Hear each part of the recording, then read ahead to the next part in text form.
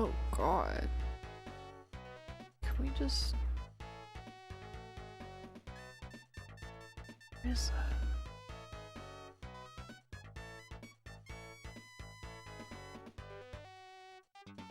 What is this hiding? Where is this image?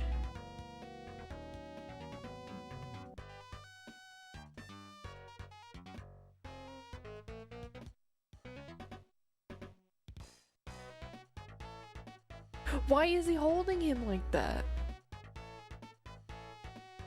Hold on, hold on. Scene, add a new scene, please. Or an existing one. I add... I can't add the same scene to the current scene. I'm on studio mode.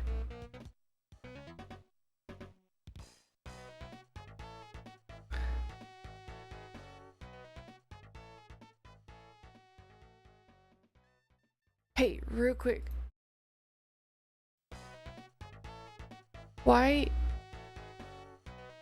the hell is he holding him like that? Why is he holding him like that? What the hell? Why?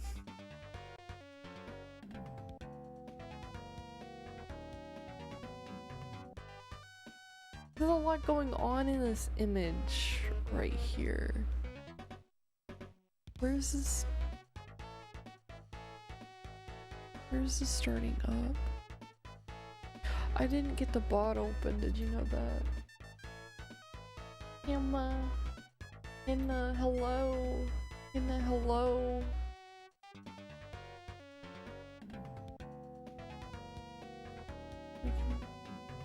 Get out of studio mode. And the hello. Why are...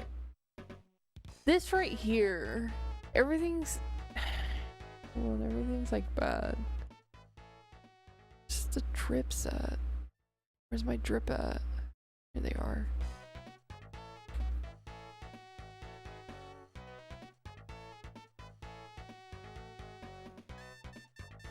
And all day playing Kingdom Hearts. Don't be like you. Oh, don't worry. I spent today being depressed. Today's been a depressed day. Did you enjoy Kingdom Hearts though?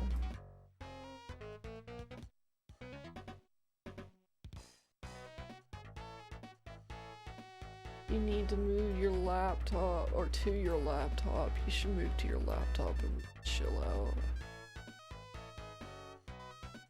You wish you liked it more, but it's fun. At least it's fun.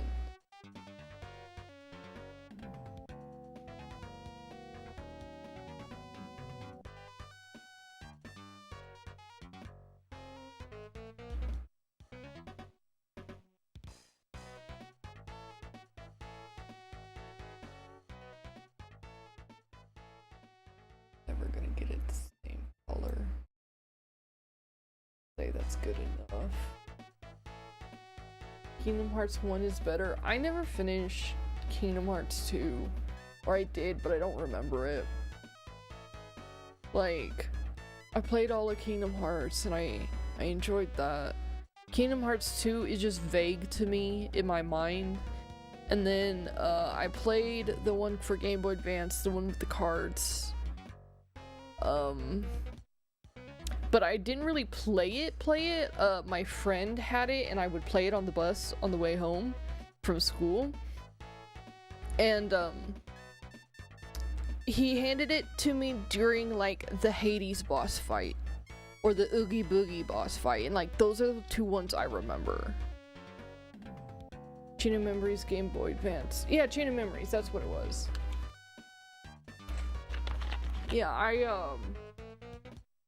I only remember those two fights because that's all I would play. Because those were the parts that he got, like, stuck on.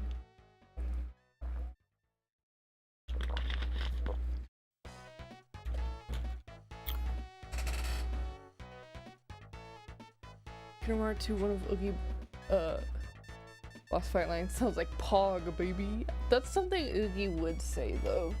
Oogie Boogie would just say that though. He would say like gamer terms is the thing. Like wholeheartedly, I know for a fact he would do this. Disgusting bug man. Yeah, feet man. No, it's not feet, it's leg. He's leg man specifically. I have no plans for today. You know that. It's art. Oh, well, whatever happens, happens. I didn't want to get the camera out and mess with the camera. Didn't want to do any of that. Darn lippy. Lappy. I'm about to sneeze. Bless me. Well, yeah, I will never mute for a sneeze. That hurt my throat though. The back of my throat does hurt now. Like real bad, actually.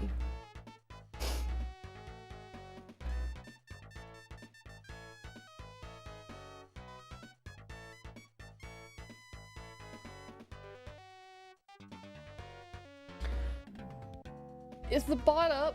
Hey, did the bot? No, the bot didn't open up because there's an update. Hold on, let me update it. Yeah, I'm like unprepared for today. You know why?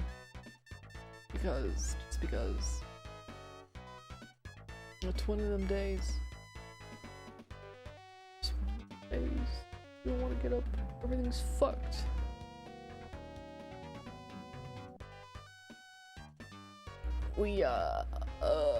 What the hell? There's a guest star thing. What should I do while I listen to you play Raw? I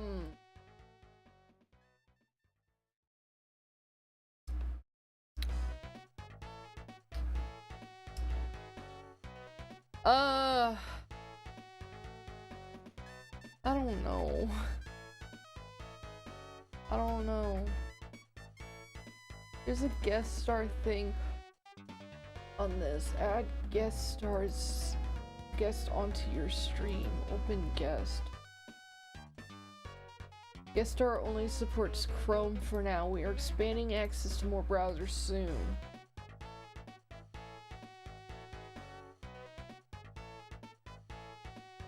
You know what I can do? Oh, Twitch, I almost said OBS. Viewers, discovery. Welcome to your discovery page.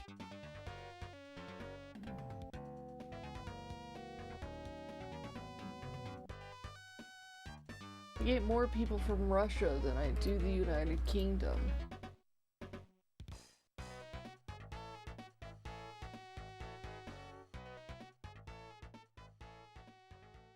Nobody engages with my sad email notifications. I think that's how it is. That's just how it is. Does anybody really come to Twitch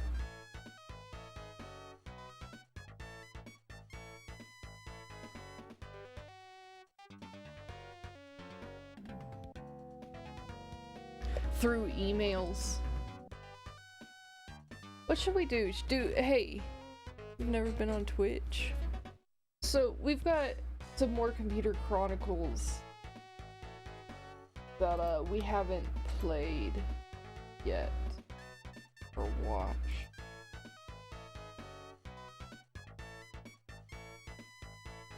You guys wanna? Yeah, I think we'll watch more Computer Chronicles. I was just gonna watch some Germa on the side. Sorry, Germa, you gotta get out of here. We're watching Computer Chronicles today.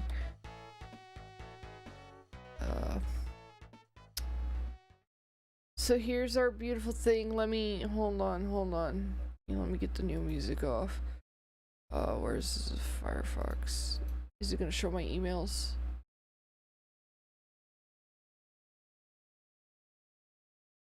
Please. There we go. We're gonna watch this one. Right here, this one. Feel disoriented, you got sort of something that usually clear my head. Hold on, let me... You want to sort stuff? Like algorithm? She sort thing like algorithm. Let me hide the viewers and chat on the thing. So... Can you make a request? Depends. Depends on the request. A fat fucking boonie with a pancake on him head. Why do you want this? Don't we have that? You just want like Chungo truffle?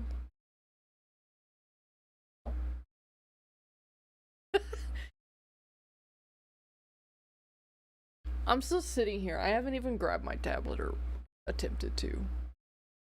I gotta make, hold on, I gotta make Baby Gamera a little cleaner. Scale filtering. Wait.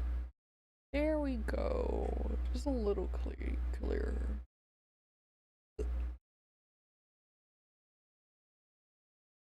Are you always sitting something? Yeah, we have that already.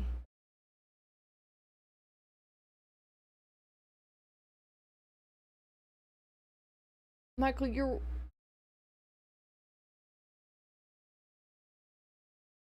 I don't know anything about Wreck-It Ralph, dude. You know this, right? Aren't you playing Valheim? How are you doing this? Hey, we're gonna... Hold on. I'm gonna put it... It's not showing up.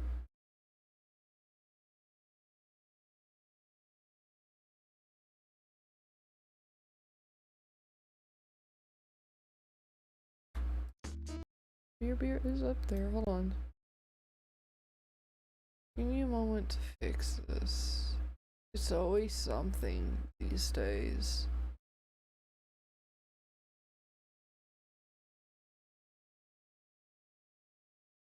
You're gonna get a bunch of text, okay? There we go. I loaded in the background too.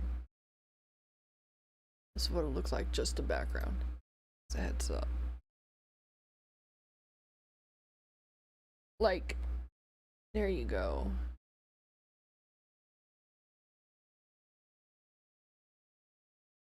You're boar taming and it takes time. Oh, brother, you don't have to tell me about boar taming. You don't have to tell me about that. I've gone through my the trials and tribulations. I know better. So, like, for today...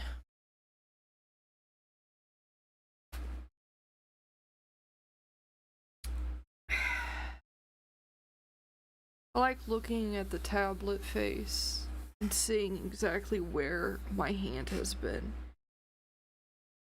Because it always looks so shitty. Can you hear this? Can you hear that? No, you can't. Hold on.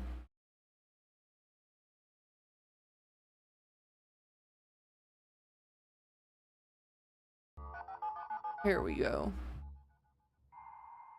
I'm gonna move, Computer Chronicles.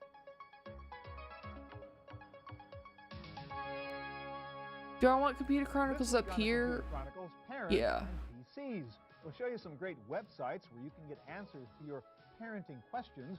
We'll show you some software that you can use with your kids. Are you trying to juggle working at home and being a mom or dad? Your computer can help. And what to do with a teenager. We'll even have some software. We've already watched this for one. Parents of teens. Plus, my pick of the week, one way to get your kids to read. It's all coming up next. We'll on watch the it Computer again Chronicles. anyway, though. The Computer Chronicles is brought to We'll you be by like watching a BigStar.com, lot of things with over thousands of again. videos and DVDs for the whole family. As a heads up. Additional support by Okay. TechWorks for up-to-the-minute technology news. And Let's by see TVA, here. Television Associates, bridging the worlds of computers and video. with DVD authoring and MPEG encoding services. MPEG? Saying that as if I don't know what that is. Hi, and welcome to the Computer Chronicles. I'm Stuart Chaffee.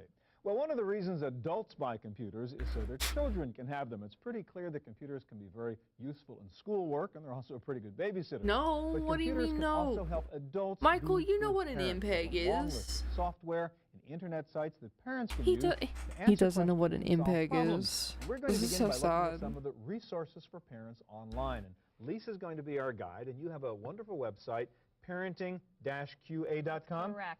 And I take it, therefore, I can ask questions as a parent? You can ask anything. You can also browse by topic, do a global search, search by keyword. Or can we do some of this for Yeah, real? sure. All That'd right. be great. I'm parent. I got some questions. Okay. The very first question I have is breastfeeding. Newborn, we just got home, and mom's worried about, am I doing it right? Is the baby getting enough? And so on and so forth. And we just want to get some background. That's great. We get a lot of questions on breastfeeding.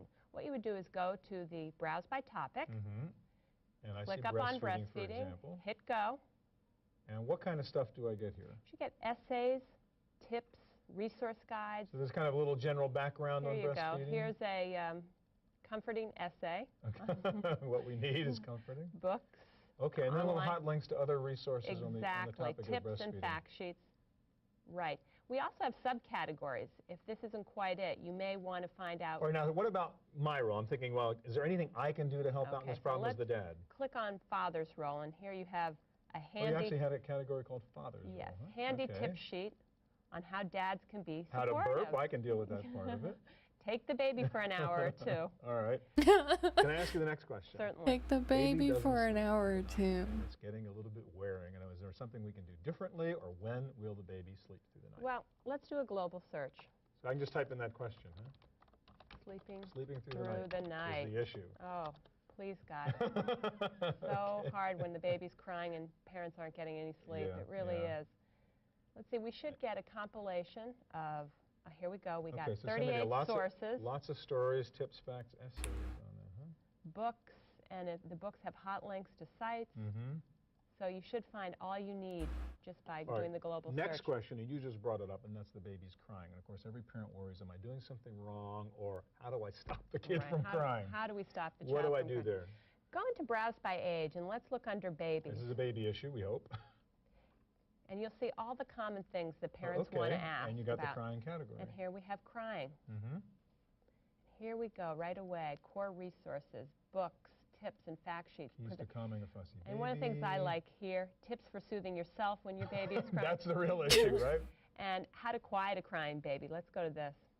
So you can print out this Oh, that's tip great. sheet, and it gives you some strategies. All right, now suppose I don't find my particular question in your sort of preset stuff. Can I just like send Lisa a question Yeah. and say, what's the answer to this particular Certainly, question? and How do I that's do that? really one of the most unique and special features about Parenting-QA, is you can drop us a line directly, and So that's the Ask Us? that's the Ask Us. So I just send you kind of a little email thing. Yep, and moms and dads feel isolated a lot of the times and feel like they're asking Yeah. silly questions. So drop us a line and we'll get back to you with an expert Oh, answer. That's great. All right, now what is Cybermom? I see you have a Cybermom The link. Cybermom is A a really fun cyber site. After mommy you've done all is your somebody research who and you wanna have talks to some like fun, mama Baby's finally gone to online. take a nap. Right, mom needs something, and Right. she wants some community. And here are a bunch of moms who, So chat room with other young moms right, and so on? recipes, Chat room with a book bunch of clubs, other astrology, in the everything you area. can imagine. You know, The makeup, health. Cybermom. What, Hannah? Cybermom.com. Lisa, thank you very Thank much. you Yes, very much, Hannah? Stuart. One of the real challenges for a parent is to figure out what software to buy for your children. There are so many choices out Say there. it. We can't possibly cover Say them your all, truth. but we do have some Nothing? ideas for No, you. say your Curtis, truth. You are going to be our software guide. You're an author, writer. Matter of fact, this is Go ahead, say your truth. book, Does Jane Compute? All about girls in cyberspace, Girls I take and it? computers, right. Okay. Let's be non-sexist, talk about boys and girls if we can, okay? And you've got, we can't cover this all, as I said, but you've picked 3 software You're not saying programs, which are shit? things that parents and kids Coward, can kind of weak. do together. Coward, say it. That's right. You know, oftentimes kids end up spending hours sitting in front of the computer by themselves. And while Right. sometimes it's educational, sometimes it's not. It's Made your great to have choice. activities Now you can that you can engage your child with at the computer. Okay, so I've got, let's say, kids young, 2nd, 3rd grade. What's this? What's Well, this an is example? Clue Finder's 3rd grade adventure. It's a Okay. multi-subject educational software program. So you're going to learn about math, language arts, variety Look of at that different little So guy. it's sort of a game, but you learn along the way. It's a game, but it's a lot of educational Like, what's the activities challenge within over here? there. We're supposed to Well, find a moth that's red and striped with curly with curly antennas, and hopefully we can actually You're get gonna this do it, right. not me. Red and striped and curly antennas. And Oh, then and you you're put it in your gonna put it in the backpack? backpack, save it for later. Now, one of the things is parents might watch their child doing an activity Right. like this and say, okay, what exactly are they getting out of this activity? I know it's supposed to be educational, but what are they getting out of it? And that's what's great about this program. You can go in as a parent. You can't sit there and watch your So that's child. leveling? This is, well, there's two different factors here. Okay. One is you can go in for leveling and you can say, okay, I Okay. know my daughter's really good at math, but she's struggling a little bit at language So arts. these are the various skills and what level you want What it to level? be at. It'll adjust on its own, Got or it. you can adjust it, which is great. Okay. Now, the other thing is, it's nice, it would be nice if we could, as parents, sit there with our kids all the time, you can't. most of us can't do Yeah. that. And so what you can do is you can go into Progress Report, and you can look at the different activities, and you can see how Okay, they're so doing what do on the them. kids spend their time on and how well do they do, and That's therefore right. where do they need help in the future? Exactly, and you might take that to off Okay. the computer activities, you might talk to the teachers, a whole different way. All right, let's go into to another approach it. category now, and sort of Okay. the creativity, and we have that on this computer, so let me Sure. switch over to your monitor over there.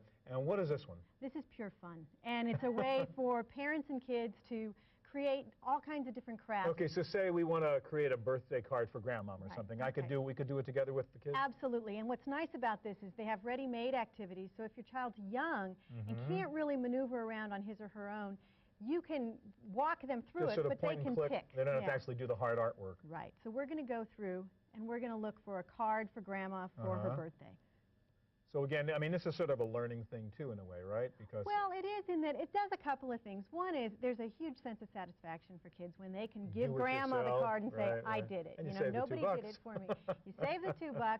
And the other thing that's nice about it is that the kids save can go the through, $2. we're going to take a greeting card here, and we're going Okay. to say birthday, and we'll pick Grandma. And the nice part about it is, let's say they want a funny card for Grandma. They can pick that I want a out if they funny want card something for that's a little more Grandma. And again, the serious. idea is a good thing the kid and the parent can do together. It's a nice thing to do together, and what's really important. Let here me- is let me let check the something. Child be in the Yeah, driver's seat yeah, whenever yeah. possible. All right, Roberta, I want you to show us one more piece of software, and that is Encarta, which you have up here right now. Other problem for the parent is the kid's always asking questions, which are sometimes hard to answer. Why doesn't the moon fall, or stuff like that, right? That's right, and we always throw up our hands and say, oh, when we go to the library, we'll check it out. And Right. If you're like me, But you never if you've get got around the to right it. software, you can answer the question right there at That's home. right. That's right. All right, so this is Encarta, and let's say my kid's interested in, as I say, science, space program, the Apollo program. I want to give them the history of the moon program. Okay, well, let's check that out. So we then. want to go to Apollo. We're going to go to So you just Apollo. type it in, and there's millions of choices. yes. So let's say Apollo 8.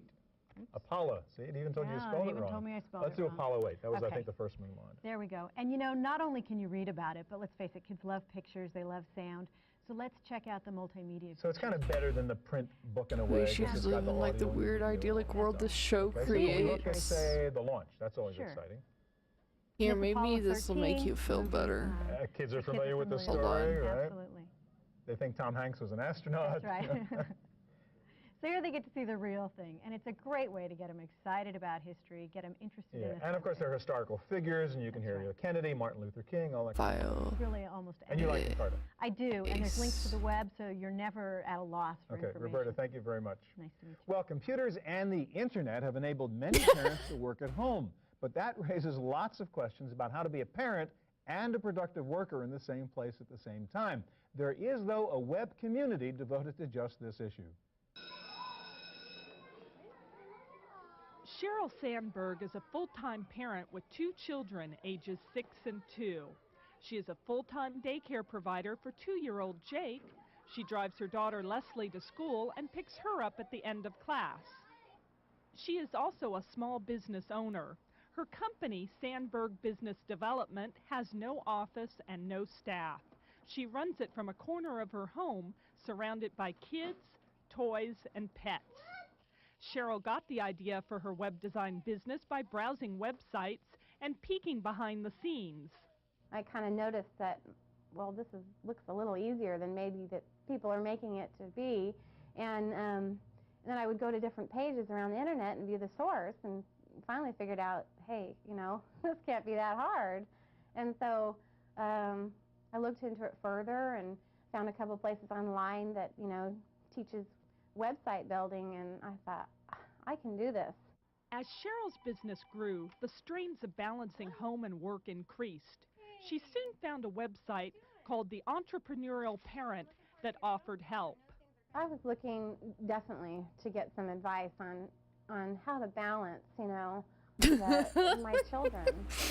'Cause, they're only little once, and I really needed to find out how to balance my time with them, with my business, with clients calling, and my husband going, "How come you're not making dinner tonight? Why are we eating hot dogs again?" The EP website is an online You feel better community now. providing advice and feedback through bulletin boards, expert advisors, and publications. Online professionals are listed according to their expertise. Message boards provide a venue for members to share their experiences with other parents who might be facing the same challenges. There is also a book on the subject. A community being like there's a place that you can go and post messages to a discussion board and talk amongst ourselves about business or our family or our career and things like that. Both Cheryl and her husband work at home now. Although she bemoans the cramped quarters, Cheryl says she could not face the 9-to-5 schedule of a traditional job any longer. I love being at home with my kids and taking them to the park and picking them up from school and helping in class and doing whatever they need. Twitch doesn't show you It's half just of your so live rewarding, channels. and the extra money Damn. is so nice, and I don't have to worry about paying daycare. Working at home with 2 small children Twitch and a is dog spouse shit, though. requires careful coordination of work time and family time, and that can lead to some long but satisfying days.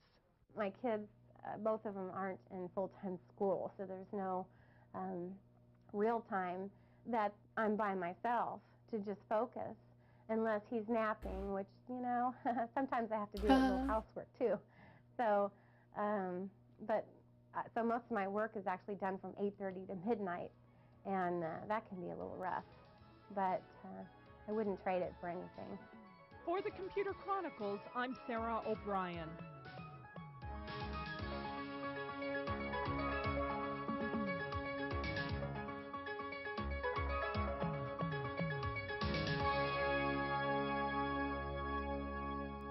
The internet is great for kids and parents, but there is so much out there on the web that sometimes it's hard to find the site that has the information you really want. To solve that problem, there is a special internet search engine just for parents. And Scott, is that a fair way of describing abcparenting.com? A very fair way. Give us kind of an introduction. What are the kinds of things I could find through ABC Parenting? Sure. The abcparenting.com, it's a new site. It came out about 3 months ago. And our flagship site, Parenthood Web, has been out for about 3 years, and we really saw the need for a specialized site for parents. So this is kind of a Yahoo for parents? I love this Exactly. We're a Yahoo 3D site for all horse. things to all Right. people. We focus on the cream of the crop sites for parents. All right, so what are your sort of categories or channels or whatever you would call them? here? Sure. We have a couple of dozen high-level categories: caring for children. So nutrition, family, jobs, shopping, safety. Exactly. What's support, for example? I see you have a Okay, support category. So we go into support, and then we have subcategories: child loss, All right, so 18. if you're dealing with a particular problem and you require some support and you want to talk to other parents or whatever. Exactly. you There's go a into site there. I need some specialized in that. fucking So we'll go to support. special needs children. As you can see, it came out with 88 listings. Now, I see you have a kind of star rating. So these are reviewed, all these sites? Somebody's actually looked at them and rated them? Exactly, and we use real parents, moms and dads. We felt that. So you have some sort of board of parents that goes and Exactly, actually does this? exactly. People submit sites, plus we go out and review sites. All right, can we go back and look at some of those other categories? For example, health. We haven't talked about that yet. I mean, one of the concerns a parent has is, you have a sickness problem or a health problem with your kid. Where would this end? Sure, so you go right to the health medical category, Okay. and then again the subcategories: dental, health, fitness, Well, homeopathy. bedwetting, that's a good topic. Okay, so within might be bedwetting, interesting, again, we yeah. have a couple of dozen sites. Mhm. We'll take a look. Bedwetting blues. This comes up with drpolo.com, which is a very Is popular this stylish pediatric little site. Norse What's rider? nice about abcparenting.com is we don't That pigeonhole Sims sites. 4 In a site like FIFA. Yahoo, they would try to find the one place to put it, probably pediatrics. Yeah, so odds are if we were looking for bedwetting, we wouldn't get the The Dr. better Polo. FIFA. Exactly, Search it would be engine. difficult, but what, Yeah. what we'll do is we'll The look at FIFA all with the its aspects life of the site together. at drpolo.com that are terrific, and we'll put them, we'll And review since articles. somebody's actually been there and read it, then you have better information. I guess. Exactly. All right, let's go back to some of the other categories. I saw you had a safety one, for example. That's an issue. I would have with Tumblrized kids before we FIFA. Start worrying about the car seat, FIFA airbag, if he instead of got launch, himself Sure, so together. basic safety, and within safety we have Where's recall, FIFA household Prime? safety, transportation safety. Hold on, let me go find him real That's what we're quick. talking about. We have airbag He's safety, in a we have ditch wheelback safety, somewhere. child Give me a passenger moment. safety I'll drag his corpse by the up National real quick Highway for you. Administration. Information on buying a car seat. Now, I noticed you had a section on there where I could vote on whether That's, I like the site or not. So you have a sort of a people's choice best parenting site? Exactly. Parents, they visit sites and they vote whether they like them or not. And then we compile a list each week. We'll go down here. Top sites. I don't have FIFA. I only have FIFA. The top. The idea box is I the have, most popular Exactly. site The for new users, ideabox.com is a terrific site, and parents submit. I don't know if this tips and this articles, counts. arts and crafts to do along with their kids. And that's weekly, changes every week? Exactly. All right, let me ask you this question. I have what is the FIFA's most common thing that people search for? What's the most body. popular search Actually, word? by far, the most popular is baby names. Does his skin count? I First guess things he's. first, what's the I follow-up guess to? that's what So happens we when go you into become a pregnancy, baby werewolf. names right on the homepage. And Okay. again, you come back with about a dozen listings. And actually, let's take a look. This is a A lot of places to go to find the name for the baby. Exactly. And this is on the Parenthood Web, which is the flagship site. And we have most popular name lists. We have articles. His So I can pants. actually behavior. look for a real name for, so let's Sure, try it. let's do that. We could put in the number of syllables. We could put in the Two-syllable name. I don't think I the have just a first screenshot letter, of FIFA Begins though, do with I? D, let's do a for a boy's name. boy, Let's do Celtic origin. And what can we call this kid? Beacon, There you Bevan, go. Bowie. The perfect names. Brian. All right. One other thing I want you to show us real quickly. You have a kind of neat thing here where you can keep a sort of personal journal for your family and kind of No, I don't. website for your family. Exactly. We call it the Interactive Journal. It's free, and it's a way of sharing family events and pregnancy with people all over the world. And it's all password protected. And we think that's free to as it upload should pictures. be. And that's your family right there. That's huh? actually my son Jack, 3 years old. My and son little Jack. All My right, so I could do that and son. post my own stuff, and again, password protected if I wanted to. So only Exactly. members of the family could get to that. Exactly. Very cool. Scott, thank you very much. Well, if you thought parenting was rough with toddlers and young kids, wait until they become teenagers. That's when the help sign really goes up. Can you actually find computer activities that parents and teens can do together?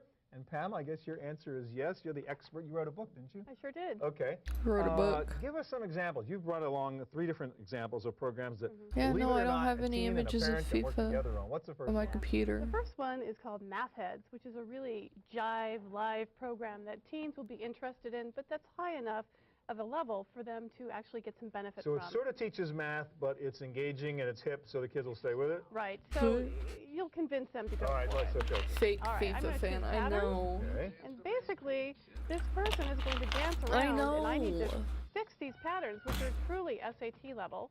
Okay. And let me try That's to right. finish So, it. like, what's the next number in that Wow. sequence? We're all familiar with that question. Exactly. So you proceed until basically you get enough wrong answers that And the little dancer follows you around. Okay. she drops off the floor. Okay, so if you get a right answer, something good happens, I assume. And yes, you get to dance longer. Okay, okay. One But of the bottom the line with this puzzles program is from that it's a lot of fun, the Rick and Morty engaging game. for No, teens, there and was it will a keep them like a occupied. Teens sloth don't man necessarily wanna come home from their on Computer excessive Chronicles schoolwork and then a little bit yeah, ago. Yeah. No. So you got to have the dancing and the music and the cool stuff. And so I drew the funny little especially with sloth MTV, man. kind of dance MTV. All right, so this is called Math Heads, and Yes. as you saw, I mean, that's, as you said, SAT level kinds of questions. Absolutely.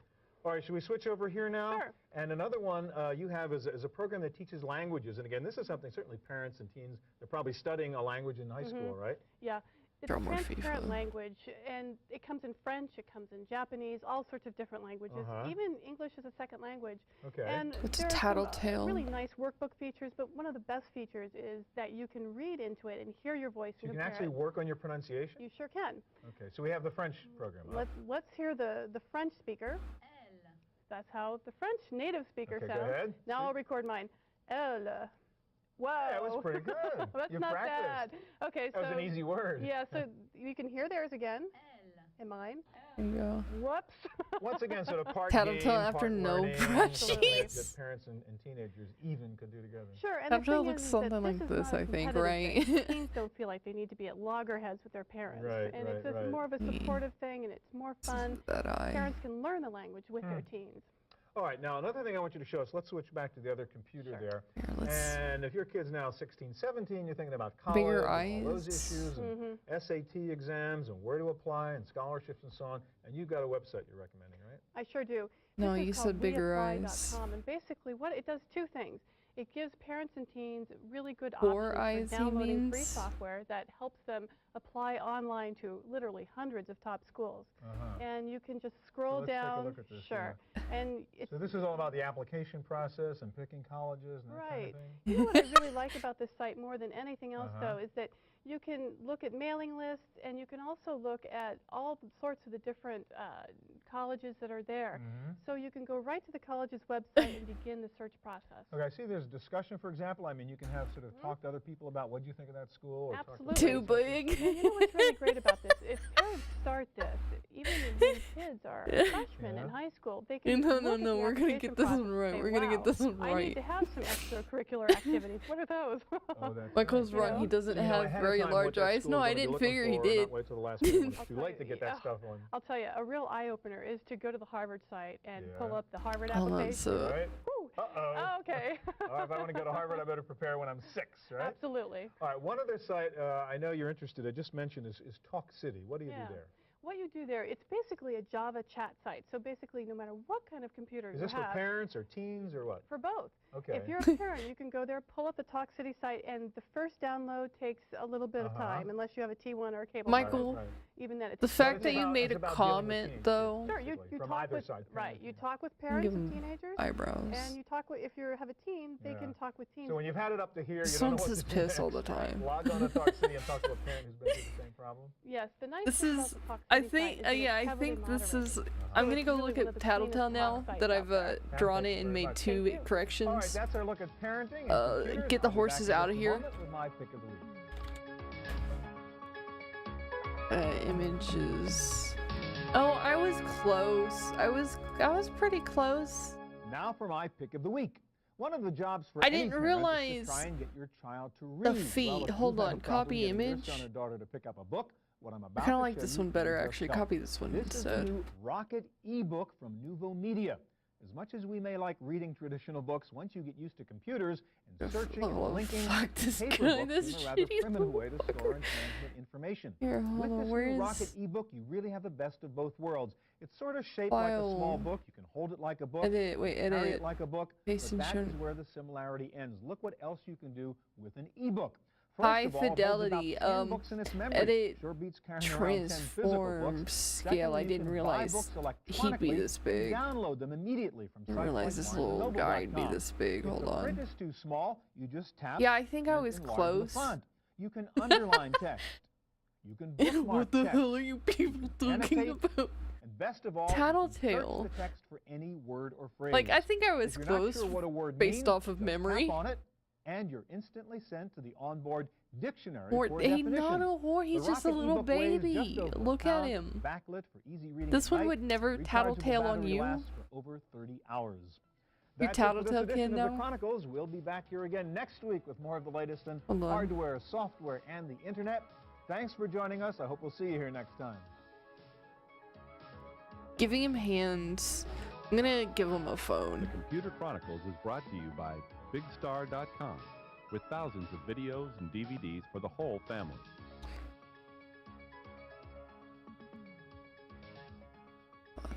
Additional support by TechWeb for up-to-the-minute technology news. And by TVA, Television Associates, He's calling bridging the mom. worlds of computers and video with DVD authoring and MPEG encoding services. Oh, this is done now? To purchase a videotape copy of today's program, call toll-free It's done. 1. We have...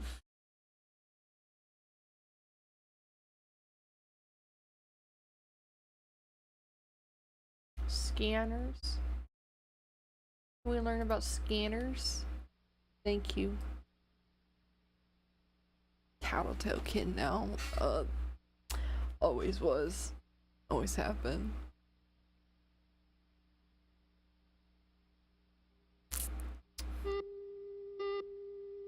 Oh, we're gonna keep that. And the movies Scanners. I don't think I've seen that. This looks like a mouse, but actually it's also a scanner. It's the PageBrush Professional Scanner for mouse systems. The And what's hell? unique about this scanner is you can scan across come down, come back again, and it automatically stitches together the final image for you. Now, you may not need a scanner quite as powerful as this one, but with everyone doing desktop publishing, the increasing emphasis on the graphic display of information, it seems everyone these days wants to get pictures into their computers. And that, of course, means a scanner. Today, we take a look at the latest technology in scanners on this edition of the Computer Chronicles.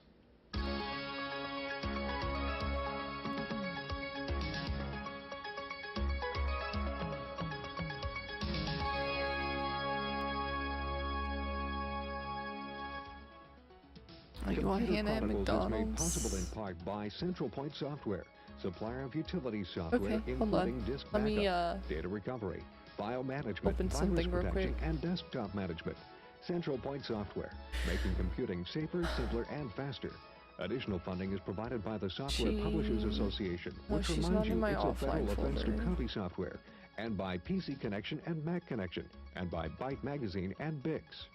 I like the title of this one being Hannah Chuck Rock 2. Welcome to the Computer Chronicles. I'm Stuart Chaffee, and with me this week is Heidi Roizen, president of T-Maker Hannah Software. Chuck Rock Heidi, 2, we have everybody. the HP ScanJet Plus scanner. Let me show you a couple of neat things this can do. I've already scanned in that image. You can see I've highlighted my area of interest, the girl's eyes. I can ask it to rescan that zoomed-in view and just really focus in on the particular portion of the image that I want. And as you can see, it's going to show us it's starting to scan right now. It takes just a couple of seconds to get this rescanned, zoomed view of the picture up there. And there it is. And not only can it do that, but using the scanning gallery software that comes with it, if I don't like the exposure there, I can hit auto adjust, and it'll clean up that exposure for me. It's amazing to think it was only 4 years ago, actually, the original HP ScanJet came out, which really kind of launched the scanner business. Since then, the annual sales of scanners has been increasing by over 200%. Why does everybody all of a sudden want a scanner?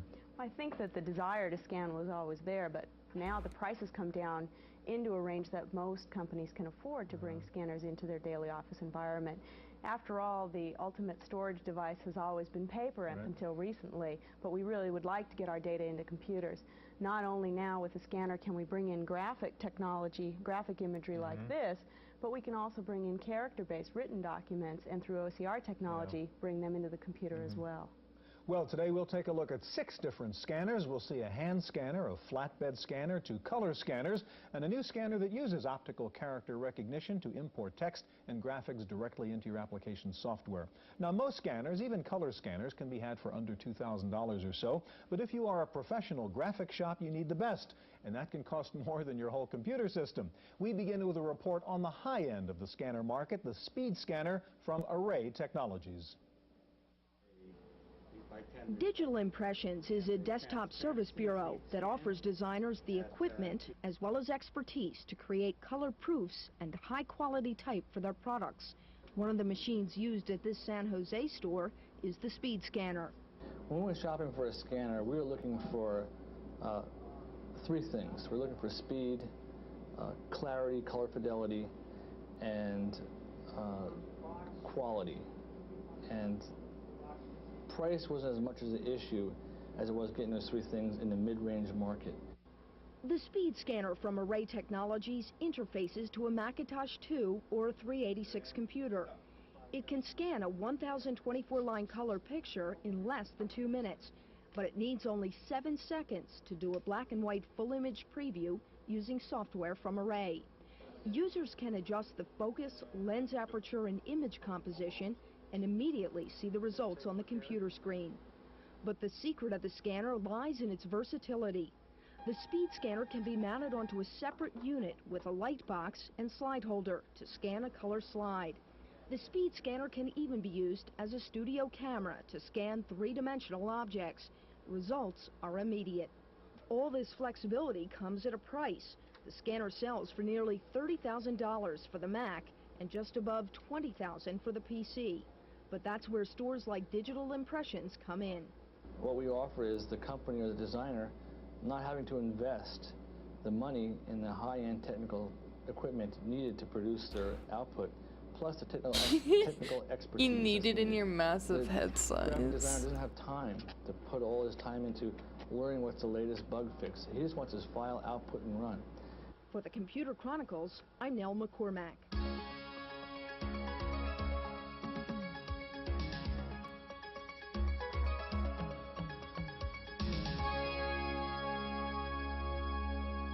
Joining us now to demonstrate two different types of scanners are Serge Timoshev of Logitech and also with us Larry Lunetta of AVR. Heidi?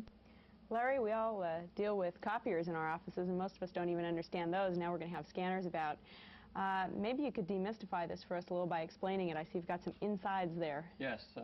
The basic element of a desktop scanner is the camera, and it's very much like the element you find in an everyday copying machine. These mirrors collect the light from the image, and one process that light coming into right a up. lens, very much like the camera lens on a standard camera. The light is then transferred by a charge coupled device into analog electrical signals. Those analog electrical signals are then processed into digital information by a circuit board inside the scanner, and that digital information, of course, can then be further processed by the computer system. And what's the difference in a black and white scan and a color scan there, Larry? Okay. A black and white scan takes the light as it comes off the image. A color scan uses a sequence of red, green, and blue filters to produce a 24-bit color image, much like a television uses a red, a green, and a blue gun to excite the right phosphors for a color image. All right, Serge, let's turn to you. We have two different kinds of scanners here, this desktop scanner here and a hand scanner. Show us the Logitech hand scanner and just run us through the hardware for a second. Well, the internal hardware is actually quite similar to a desktop scanner, except that a desktop scanner contains a motor that moves the lens along the image. In a hand scanner, your hand is the motor. Oh, yeah. I remember what I threatened Hannah with one day. Hold on. Things with a hand scanner, you have to include some hardware going functions to the right very on bottom. The machine. So when I get out, it's going to the very bottom. Okay, how am I going to do this? 256 to 64 to 16 gray levels, and then black and white for line art. If, for example, you're scanning text. You've got sort of on-the-fly brightness, and you've also got 4 selectable positions to choose different resolutions from 100 to 400. And I see there's a pilot light sort of on top. What is that? Right. This light will illuminate as you're scanning, and it goes from green to orange to red depending on how fast you scan. Typically, you want to keep it in the green. It tells you, it gives you visual feedback as to how quickly you're scanning so that you don't go too fast and compress the image. One of the problems people imagine with a hand scanner is, of course, the narrow width of it, and if you have a larger image, how do you get the whole image in? Would you show us how you would scan a full-size picture and then stitch those pieces together? Certainly. I should point out that some research that Logitech has done shows that over 70% of images scanned are within a hand scanner width. So typically a snapshot or something like that can easily be scanned. I've placed the image into a little scan guide that allows me to hold it down. A little scan guide. And I just put the scanner on the image, hit the button, and pull it down. And as you see, we're getting real-time feedback. We can see it in the monitor. Right.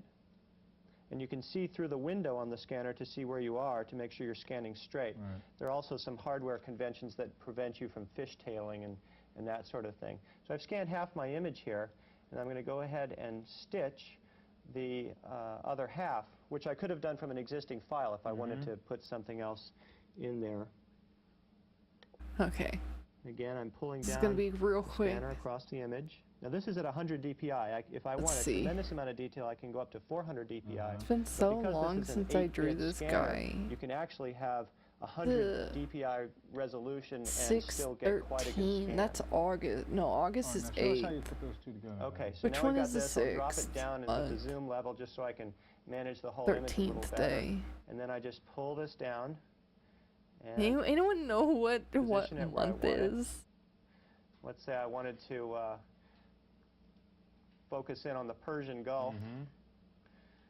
I could actually focus in on that part, which is stitched together, crop it, and then I've got that image, and then I can zoom in and take a closer And if you had more look at time, of course, you could play around with that and zoom it out and be a little more careful. And you can be a little more precise as to how you can actually edit it down to the pixel level. Sure. All right, Larry, it's your turn now. Show us how the AVR desktop scanner works. All right, Stuart, we're going to take this color image and put it on the glass, much like a copier, and energize the scanner to scan the image into the system. This is 300 dots per inch, 256 levels of gray. made in the USA, the only one on the market. Made in the USA, Made in the baby. United States. It emulates the HP scanner on the DOS side, the Apple scanner on the Mac side. It's got a Frog design. So the one scanner will work with either PC or Mac system. PC or Mac. And it's a Frog design package, which is terrific on the desktop. All right, so we have a scan. Frog we now have design our scanned packet. image, and let's go up and do some adjustments to brightness and contrast. The designer's eye may say, gee, I like a little lighter or a little darker, and you can just move the slider, and much like your television, change the brightness and contrast, and either take those changes or not. One of the very nice features in this package is that you can zoom in on a particular area and do it multiple times and get down to the individual pixel level, which shows up as rectangles as you finally get down into the middle of the image. This package has the ability to add type to the image. Say I'm a botanist and I want to add flower to the image, and click on OK. And when we get back up into the image, Say you wanted to draw a, yeah. you can see the type right there. Hold on. You Sorry, wanna I'm take a like look focusing at on the file types that are supported by this package. heat-seeking missile image. PostScript, PICT, TGA, and TIFF. That's what I'm doing right now. Larry, while this is a black and white scanner, it's upgradable to color? Exactly. It's the only scanner on the market where a field upgrade can be done that will convert this to a full 24-bit color scanner because, as everyone knows, it's a color world. There you go. And we've taken our color scanner and used the upgrade, and we now have a full 24-bit. Serge, what's the price difference here between your Logitech hand scanner there and this desktop scanner? The ScanMan The sells for ScanMan. $499, and it includes the Windows image editing software.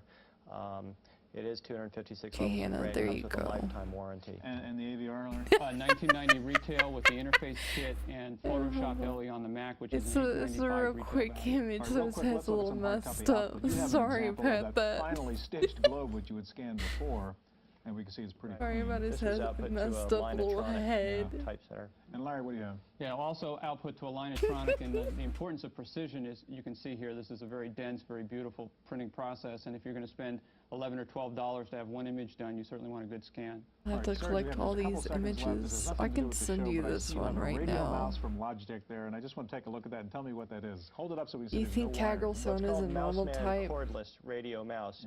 It's I our want to new say line of normal mice. They're fairy. sculpted, Does for the that, right and hey, left does that hand, work? I don't know large anything and about small Pokemon hands. And types. this one is the only So, mouse on the like, market that is is linked that by something radio you to a can receiver, do? so it's Not infrared. Right, Yes, not no limited direct to Or line those, side, like, the receivers under the table. Not. That's great. Thank you very much. All right, To well, valid it's nice typing? to have a scanner Okay. that can import images into your desktop publishing documents. It's also nice to be able to scan in text and instantly convert it into I'll ASCII also, files that can be manipulated then by your application software. We have a report on one such product, the unique handheld scanner You called just can't the have like a Typist. normal typing. Typing in copy for an ad layout is a time-consuming job, so Hold on, I'm designers often sending these to simulate the Hannah, type layout of everybody. their final pieces by Greeking or writing meaningless words in their drafts. Can But I here at get Kearney, Kwame a... and Suter near San Francisco, designers use a handheld scanner, appropriately called the Typist, to enter real words into their drafts. The Typist from Care Corporation can scan over 500 words per minute at a 2-inch per second scanning speed. It's almost as if you were typing it yourself. So if you're in a word processor or you're in, wait, let's say, a let page me, layout program, the words are, as you scan them, are going directly into the application. This And they're image going is just in, called let's say, into the word processor in ibuprofen, the format and that it's you've the already set up. So if you have a Modern certain Warfare font, let's say you've chosen a Garamond font or a 2.0 alphabetical font, the words Warzone will enter image. into the actually into the software, into the application, the way that you Just this set up image. the application yourself, the format that you've chosen yourself. The Typist can scan a 5-inch swath of text either horizontally or vertically. I should have done a and little stitch bit the more with repeated this words one, together. but like... If you're working with the spreadsheet program, the scanner will even input all the figures into the proper cells on the screen.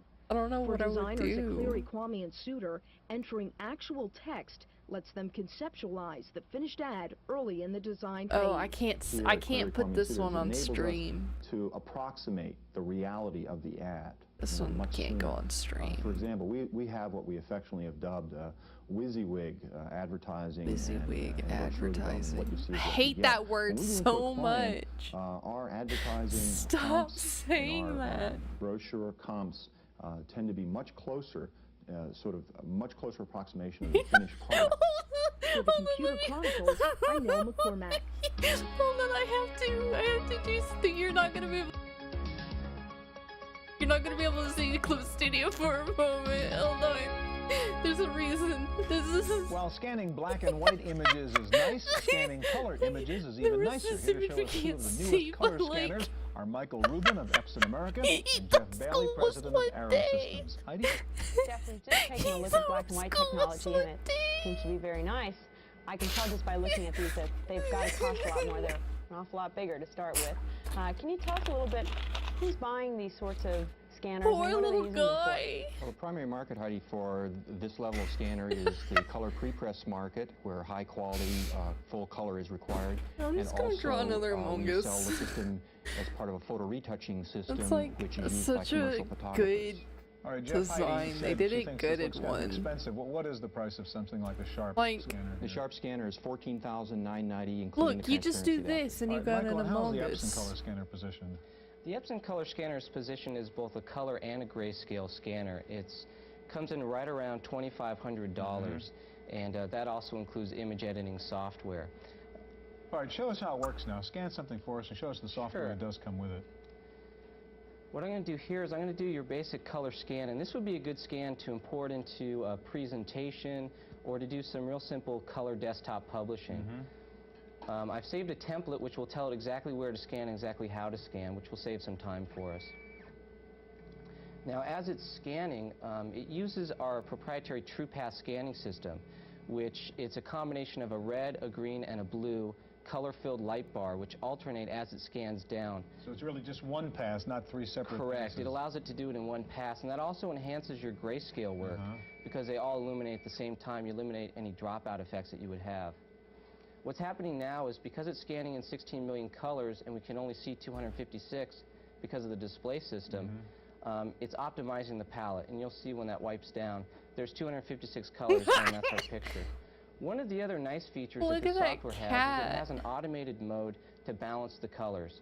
And we'll pull up our meter here, and we select our meter, and what we do is we select a white area or an area in the picture that's supposed to be white. We click on it, and we tell it to go ahead and run through the optimization and set everything according to that white balance, which is a really nice feature. It sort of automates the process. Now, the next thing we're going to do is once we have this image the way we want it, we would go ahead and we would save it in a file format to bring it into another program. And what we're going to do here is we're going to bring it into another program that comes bundled with the Epson scanner, and that's Picture Publisher Plus. Picture Publisher Plus allows you to edit and manipulate grayscale and color photographs. What we're going to do here is we're going to open up that image that we just scanned in. And while that's opening up, it may take a couple minutes. I'll go ahead and talk about what's Love included drawing with just the fucked scanner. up The little scanner works on both guys. Macintosh and PC systems, and the scanner itself is $19.99. The DOS interface kit is $4.95, which gives you the two software programs we were just looking at, Picture Publisher Plus and Color Lab, and also another program, ImageIn, which allows you to do black and white editing. All right, so let's get back to the image here. Okay, what we're going to do here is we're going to do some sophisticated retouching, not unlike your printer would do if you were combining prints at the print shop. What we want to do first is we can sharpen this image. Now, what Look we at can do that is we thing. can select a masked off area. It's like... And you'll see it blows it up so you can select a finer area. And we want to go ahead and paint off the area that we want to sharpen. So you're selecting that head. Right, I'm masking off the head. And when you say sharpen, what do you mean there, Michael? Well, it's really sharpening the focus. For instance, if we had a snapshot that wasn't particularly in crisp focus, we could select the area that we wanted to sharpen and then go ahead and press that down. You'll see as it wipes through, it significantly increases the focus on that portion of the picture. Now, of course, the nice feature about using a computer is everything you do is automatically undoable. And we just go over here, point, and give it the thumbs down, and if you look at the head, you'll see it wipes through and it goes back out of focus a little bit. All right, what else can you do with this? The other thing we can do is we can add some artistic touches here. We might want to frame off this picture a little better, and to do that, we can clone. What we're going to do is we're going to clone this top branch down here towards the bottom. And what that allows us to do is add in another branch, and that will frame off our subject, which happens to be the mountain lion. So you're really cloning that tree branch quality and color and so on. Correct. I'm actually cloning every part of the image where the brush on the top is moving towards the brush on the bottom. Copying that piece of image down. Exactly. And when you do it in painting format, it allows you to be a lot more accurate with what you're doing. What are you doing? So you didn't have to draw that, you're just literally cloning that piece of the image. Right. Correct. Yeah. And that really simplifies the whole process. And if we want to be exact, we can shrink down drawing a cat like a paintbrush and wrecking just clone off the parts that we want. All right, Jeff, let's turn to your big sharp scanner here. and what extra functionality do you get here? What's special about this, especially at the high price point? Well, I think primarily the high resolution, 600 DPI, is the most important feature. Right now, I'll be scanning a transparency, and you notice that that's the type of object we normally scan during professional work. Okay, let's do it. Okay, the first thing I would do is I'm operating in Color Studio right now, so I would go to the scanner dialog box, which will show me the outline of the 11 by 17 scanner bed.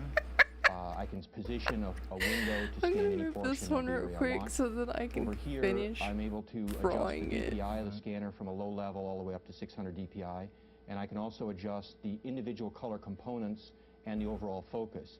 Also, we can select different levels of unsharp masking to enhance the image during the scan. Let me begin a scan right now, and we'll see some of the characteristics. As with the Epson, this scanner is also a single-pass scanner. The first thing it does is position itself over a white bar where all 6,600 CCD elements are sampled and adjusted for the light from the unit on the top. You notice the pretty colors. Setting itself up here, It's sampling 3 colors in each pass. Okay. So at that point, after it finishes doing the white bar sampling, it'll move over and actually begin scanning the image. Right, okay. And the time it takes will depend on the resolution of the scan. Now, for time purposes, you've already got that image up here, right? Yes, so here's the image that we just got through scanning. Let me zoom in on that a little bit so I can show you a larger view of the image. In Color Studio, we have the capability of doing extensive photo retouching and compositing, etc. At this right now, I'll show you just what would be the natural normal step of adjusting the color. We have the color palette here. Down below, we can adjust the various components of the color. For example, I can adjust right now the gamma, which is the nonlinearity of the image, and you can see it go from light to dark. You can also adjust each individual color component, and cyan, magenta, yellow. Hold on, I haven't drawn this one in forever too. Let me go look at an image of him. Normal type of operation we do when we color adjust the image to reach There's an image of him. I want to get to the output. We only have a little bit of time left. Show me some examples of actually what you would do with this stuff. This is the same image that we have right here, this and one what we've done is we've at. dropped it into a page in Quark Express, put type, Pantone colors, graphics on the image. Okay. Another example is a piece that we designed on the system which shows a padlock and the keypad from a telephone composited together. This is a kind of interesting image. Excuse the seam in the center, but it's a brochure for a condominium. When we received this, it's a brand new condominium and there were no flowers. So what we did is we took 2 images, one of the condominium, one of flowers, and we grew flowers instantly. Seeing is not believing with scanner software anymore. Thanks very much, gentlemen. That's our look at scanners. Stay tuned now for this week's computer news.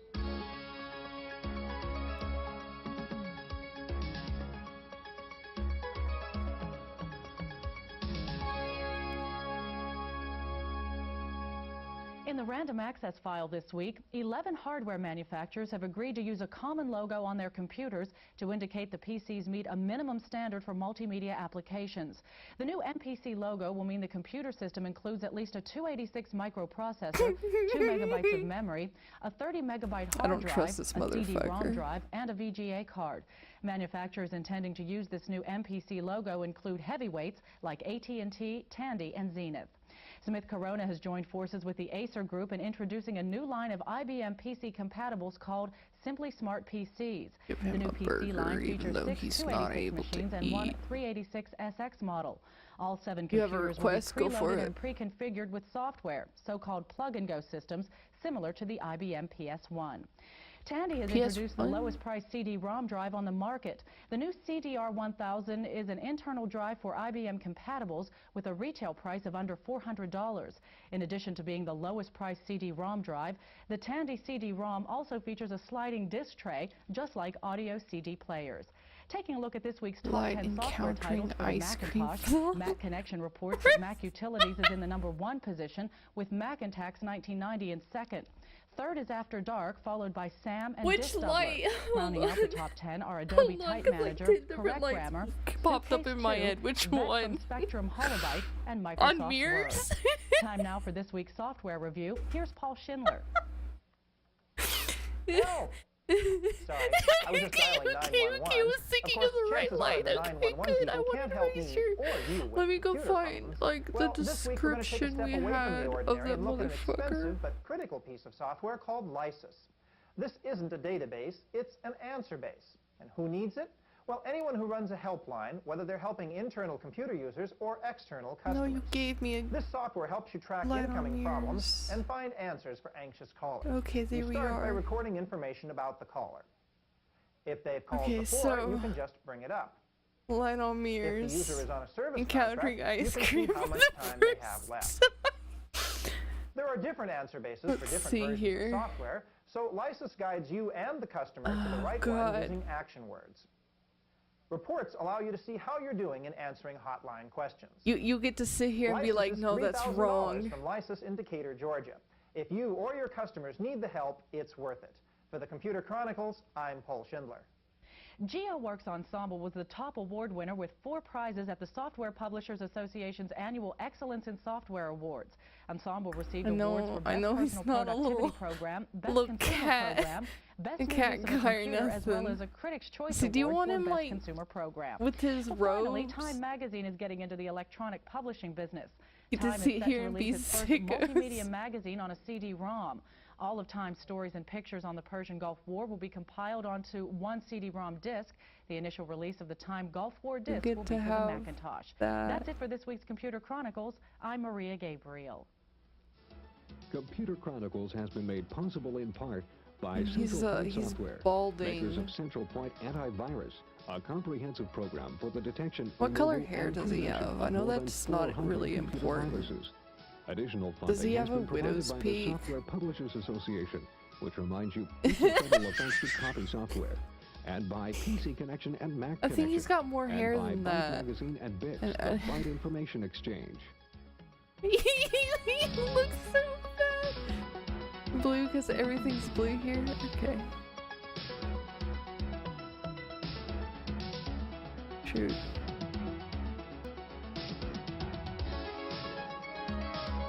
Is this episode already over? It feels like this episode lasted for like 5 minutes. Hold on, let me go get another one. We want, we don't want the Cody Awards. Computers and medicine. That sounds like an interesting one.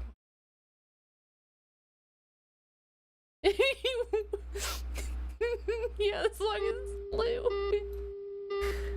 Let me open Discord back up so I can put the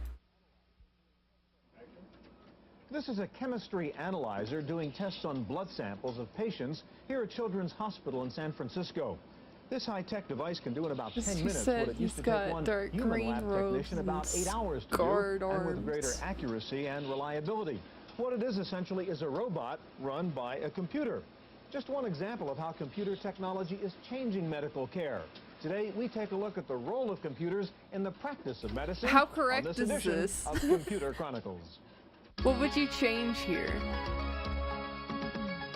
What flavor of ice cream would he get?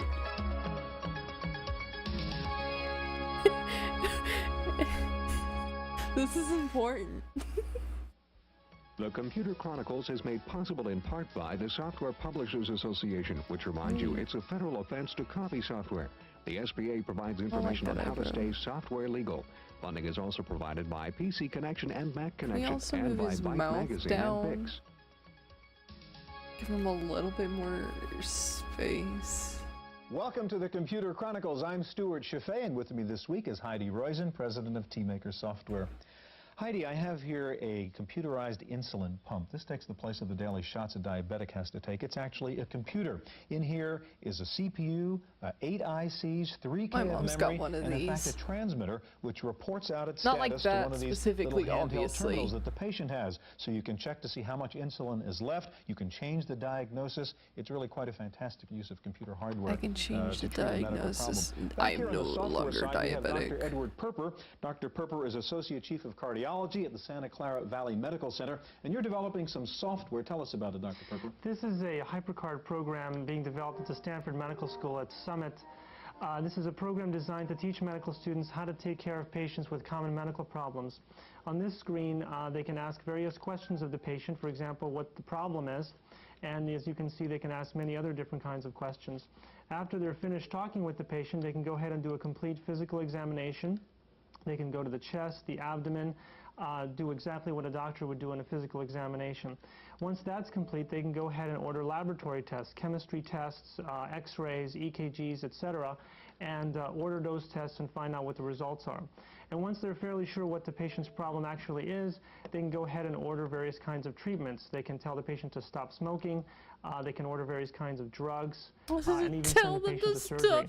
And once the session is complete, they can find out how much it all costs. Right. Thanks very much, Dr. Perper. What do you think, Heidi? Oh, pretty incredible. I think the application of technology like this to medical education is really going to dramatically improve the kind of education that they can give. Yeah.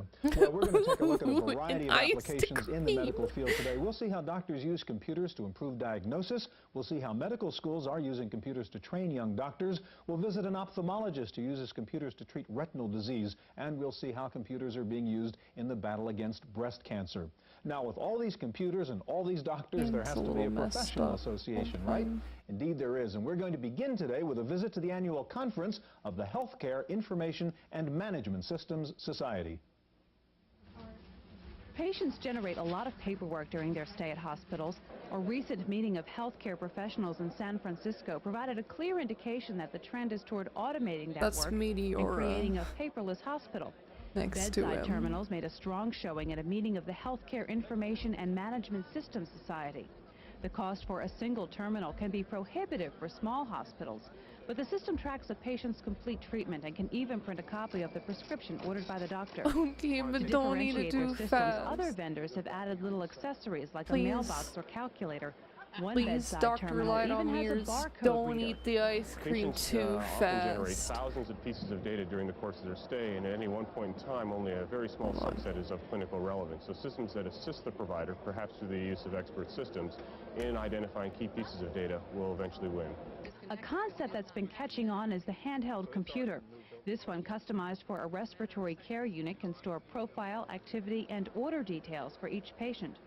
Experts say one of the next steps in hospital management will be to network all the portables and computers. Michael, I'm not done drawing Light on Me is enjoying his ice cream. Using wireless It's local area not networks, slops. to provide patient access. There is an advantage to having patient information in one location. The more important advantage is to be able to get to patient information from a wide variety of locations. Hence, a resident may not be on the nursing unit when he or she needs to provide another order, and hence can access patient data from perhaps their office or the resident's lounge. For the Computer Chronicles, I'm Kate McGargy. He says it's good.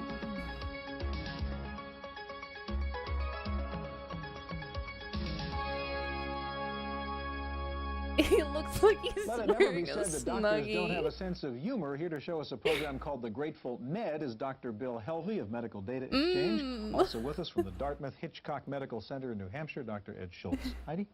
Dr. Schultz, we patients all know that computers are being used in medicine for billing and the business of medicine. Can you tell us a little bit about That's not what slops. is being used from the Here, doctor's let me get point an of view image to of help slops the patient open. care with high technology? Do I even It's been a own real slops? change in attitude where we're trying It's to get the high. information to the This is clinician ripped at the in bedside or right near the patient in order to make the right decision with the best information available. Even the patient has been involved in this to put his value structure and sharing and line on decision me making. is That's a big ripped change in real. our medical care system. Can I get a nude slumps? Okay, hold on. Let me go find an image of slumps. This is the word. Information, I imagine, is available on what's going on in the field of Where's medicine. that image and how of does Grateful Med help a doctor do that? Well, the Grateful bastard Med is going? a software program which the National Library of Medicine makes Where available. is he? So I know I we can have him. access I know he's Medline, in which here is the biggest somewhere. database available to physicians and There he professionals. is.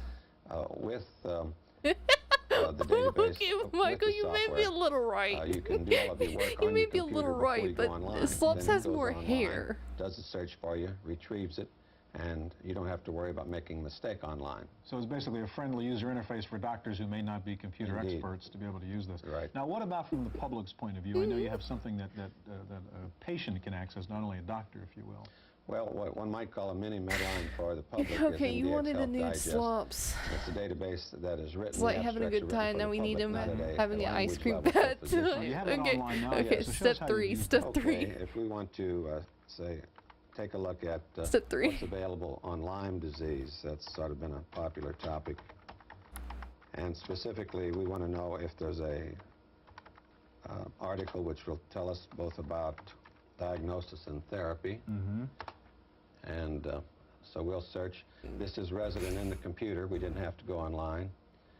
And So you're basically doing a keyword search now. that's correct. And we can also do it by index terms, but this is a word Okay. search. And you could do it online. You're in fact doing it inside. You have the whole database sitting inside your That's computer correct. right now.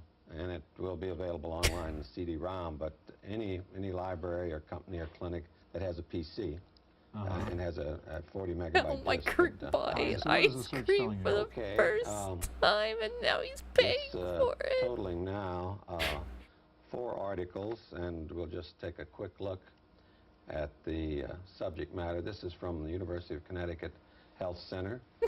Please sit up indicates, straight. No, I can't. I'm both like the leaned diagnostic forward. and I'm therapeutic like, information. We have one I'm from like the New York Times getting and Genetic into this Factor. image. We have one of the Medline abstracts from postgraduate medicine. Okay, so if I wanted information about Lyme disease, I could go online to the service and pull down these articles That's just correct. like you did. Now how do I access the Yes, service I online? can. Yes, Well, it I must be can. stored. I You can don't go online draw to our trouble center. doing I this see. So sicko you get it and load it in your own computer. The entire My database. That's poor correct. grandpa I ate see. ice So you could cream then go to a library that has this loaded That's in. right. Genie Network, for example, is putting it up. I see, okay. So you have those routes. He's And how crying. about the doctors who would want to Because use it Grateful fucking Med hurts access? so Grateful Med, bad. They would contact the National Library of Medicine at 800-272-4787. They can get information on how to acquire that software. Dr. Schultz, let's get back to you now. How are you using computers at the Dartmouth Hitchcock Medical Center? Well, we're trying to bring the healthcare user into the loop more, giving them access to the information resources. The problem there is a lot of the information resources live on different computers with different ways to access them. To decrease that mental overhead, we're trying to make a uniform front end using HyperCard so that the clinician can sit there and point and click his way in a consistent way. All right, show us how we do that. For an example, we have something that looks like a medical record here. Tabs along the bottom are the same as a paper medical record, so he sort of has a metaphor of what to do. And just jumping in the middle of this case, let's go to this endocrine follow-up. This is a lady who had a suspected brain tumor. And he's talking about the lab test and says, look at the linked data. What we're going to do is branch to a HyperCard front end that calls into the laboratory system, downloads the information, and graphs it out for the clinician. Now, clinician is what? Are we talking about a physician here, a lab technician, what? It could be a I nurse, it could be a hate doctor, it nice could be a people. I medical hate scientific nice people. institution. Die like that. Well, what we're seeing here is the interpretation of this would be that there's a suggestion that this guy should have gotten over the dotted line and that there quite possibly is a brain tumor. Okay. While we're here, let me show you some of the other things you can do. Typically, doctors think of tests in groups. Maybe think about the heart or the liver or whatever. Electrolytes, which is sort of the salt content of your blood, is often looked at. If you want to pick a different time interval, you could say, how about the last 3 weeks? And look at that. If you want to look at a different patient, we allow you to bring them up by the ward. Here's the intensive care unit. We can pick any patient there. And at that point, when we click on the button here, it then holds a conversation with the lab computer, downloads the information, and allows them to do it. Now, the problem we immediately had with this was it was too popular. We didn't have enough Macs in the ward, so people were queuing up in the morning before rounds and saying, I want to get my graphs out for 5 o'clock, 6 o'clock rounds. So we said, how about if one is able to say, I'm going to do it at 4 o'clock in the morning, beat everyone else. A graph, I don't need the numbers, I'll get rid of those. And then 11 hours later, before I go home, I want to have the same thing done. every day from now on at 4 o'clock in the morning, 11 hours so you later. can automate that process, yeah. They can pick it up in the laser printer. Okay. So the idea is, of course, you're using the computer less this way, but you're using information resources better. Right. Another thing that we've done to try to tune this to the individual clinician is saying, what if he doesn't like these panels? And a lot of clinicians feel very strongly about the way they do business and they want to do it that way. We allow them to create their own panel. Here we'll clear the old ones and put in a new one. And the panel is that combination of information test results or whatever. And they're usually related together. Okay, but don't eat it too fast, she says, as he's eating it too a PBS. fast. And this will go ahead and set up those 4 tests for where we want to do it right now. But more importantly, whenever I sign on, again, I'll see a PBS1, but only when I sign on. Yeah. This has been tailored to So that's the our individual custom clinician. panel. That's correct. Okay. Okay, so that's the gist of the major features of the laboratory package. Other types of things we try to do is again, if I want to go to the X-ray department, I should be able to address it in a similar way. The problem there when you go to the X-ray department is they give you a huge manila envelope. Everything is in there, and it's difficult to find the films. If I just want to find the X-rays of this lady's head, I'd want to just click on the lady's head, see the types of studies that can be done, and here's a CAT scan. If I click on that, I get the information on what the radiologist has said. I think and this finally, is like if the infrastructure against is possible in that HIPAA. hospital, we could actually bring up the CAT scan. I think they're committing HIPAA crimes. All right, Dr. Schultz, let me kind of go back to Heidi's question in a way. Is all this computer technology just saving costs in the practice of medicine here, or is it improving healthcare at the same time? Well, I think it's clear that it's improving healthcare, and I think that the winners in the future are going to be the people that are able to effectively use computers to show that they can take care of patients better. I think that's what the government's looking at very closely now, too. Thank you. Dr. Helvey, before we finish, I want to clarify with you, when you're looking at that MDX service, yes. That may be available on some online services like Jeannie you were saying, so you wouldn't necessarily have to go to a library and necessarily buy that whole database. No, that's correct. Yeah, no, and if I you did buy it, anyway. there's an update? Yeah, monthly we send the update for the abstracts. Thank you very much. You're welcome. Well, for an eye doctor, the diagnosis of retinal disease requires a close-up look at the veins and arteries in the What back was of I the doing? eye. Oh, yeah, now, I was thanks to drawing a computers, loon. ophthalmologists can do a Being better a little job freak. using video angiography. Here's a report. Good. Now down here. Eye surgery is a delicate operation. I hate that when they requires ask me to do extreme this. Precision. Ophthalmologists at this clinic I in hate Los that Gatos machine. That machine are is using still a in new use video today. imaging system from That one ImageQuest specifically. to guide them in their work. A photographer uses the imaging device What does this to little produce motherfucker look digitized like? images of an But like, angiogram. as The a machine is sprite. connected to a Macintosh I 2 dropped my computer thing, sorry. and a high-resolution Can we video open up camera to Star capture Force the real quick? pictures. Where is he? The images from the angiogram appear almost instantly on the screen. The physician can review these within seconds of them being captured and actually he can looks make like a diagnosis virtually on the spot. Because then, these images are in digital form, they can then be computer enhanced. And then in whatever some happened, cases, happened, I guess. We seem to even see more detail on the computer enhanced image than we do on our classical 35mm photographs. The images are stored in a HyperCard program. HyperCard allows the doctor to manipulate the pictures of the retina and enhance the portions he needs to see. They can be sharpened, brightened, and even colored to highlight the problem spot.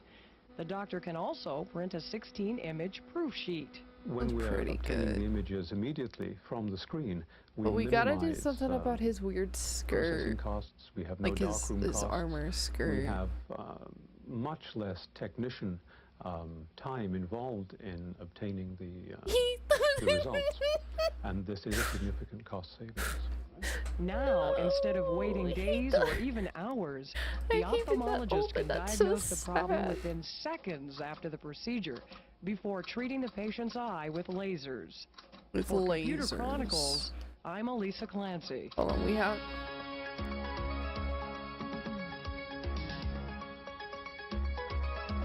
We have to move Amogus real quick. I have to move Amogus down here on Flight the simulators counter. are a practical way to train fighter pilots without risking their lives. Clinical simulations enable doctors to practice their skills without having to use real patients. Here to show us one such program is Professor Hurley Myers of the Southern Illinois University Med School. Also with us, Dr. Ralph Smathers, developer of the mammography teaching file. Heidi? Dr. Smathers, with the explosion of medical information that's now necessary to teach the medical student, particularly in radiology, Do you find that this type of technology, as applied to this, helps you fit all that post this in into the the deep normal blue, or not residency deep blue, period? jeez. Yes, on one Sorry. laser video disc, we have Absent over God's 400 channel. actual clinical cases Put with it in all the of their channel. mammographic images, and so My several God thousand wanted. images, all accessible in an interactive mode.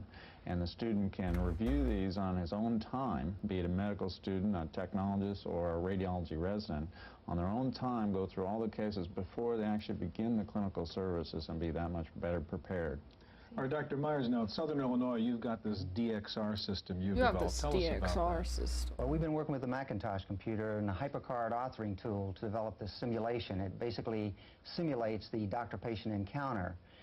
We call it DXR, or Diagnostic Reasoning, and we use it with our first-year medical students, although we've designed it in such a way that it can be used with a multimedia format so that you can do advanced students as well as doctors, but it is a simulator. And what you have here, you've got a video disc player hooked up, a CD-ROM drive hooked up, correct. all into the Macintosh here, That's right. All right, show us how you would use it then. Okay, well, this is the Christine Brennan problem, and we based this in large part on the principles of problem-based learning, which is used in a lot of the medical schools now to educate medical students. One begins or gets introduced to the case or the patient. Here we have a young lady that has dizziness, and now what we want to do is investigate this problem. And we do this entering into the case itself with a little bit more general appearance information. And now we've conformed to the HyperCard format, and we put buttons and icons in here, and we can ask the patient questions or do the physical exam. I'm going to go on to the physical exam component of this and show you some of the multimedia capability.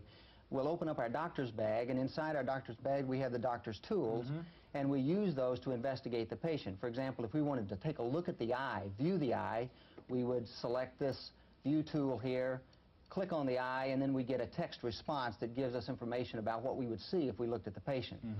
On the other hand, if we wanted to look at the fundus of the eye, we would use the ophthalmoscope, select the ophthalmoscope, go over, click, and we have put a resource into the file here, and this shows us what we would see. We can then have a student or a user interpret this to provide us information as to whether they understand really what's going on. Also, we can go to another multimedia capability and use the HyperCard as a front end and go over and pick up an image off of a laser disc. Let's say we want to look inside her mouth here, and then we click here and get a look inside the patient's mouth. We'll go to the next view of the patient here, select the closer big tool, ass, we're go to not. the full body, get another I'm gonna view of the contain patient. myself now we might want today. to look at some video that Tonight. we've also have on the laser disc, and we'll select the motion tool and then go down and see the motion of the body. And this just gives you an example of how one would use this type to provide the multimedia format and then to give some data response to the physician to interpret. Now let's move to another view, and we'll show another capability in the computer here, and that's the use of sounds. To give you an example of where we put our buttons, we put buttons on here in the position that you would normally listen to the heart sounds. And we'll take our stethoscope here, select the stethoscope, and we'll go over and listen to the heart sound. And we can hear that there's a bit of a murmur in this patient, so that gives us maybe some idea about why her dizziness. It turns out she's got also an arrhythmia problem, and so we want to look at some lab tests now. We go to the lab button. We've got the most commonly ordered tests shown here. For example, you can order glucose, get a response. And then we might want to go over to our list of categories here, and since this sounds like a cardiovascular problem, go to the cardiovascular list, and the Holter arrhythmia monitor might be of some value. We can select that, and if we're not sure about what that means, we can get test information, then order the test. All right, Dr. Myers, I have to ask you to kind of wrap up here to move along. Now, what's coming off that CD-ROM that you have? Well, the CD-ROM gives us a chance to look at the information that might be available to help a student understand what is going on with an arrhythmia of this type. So we go to our learning resource, take the textbook off of CD-ROM and select that.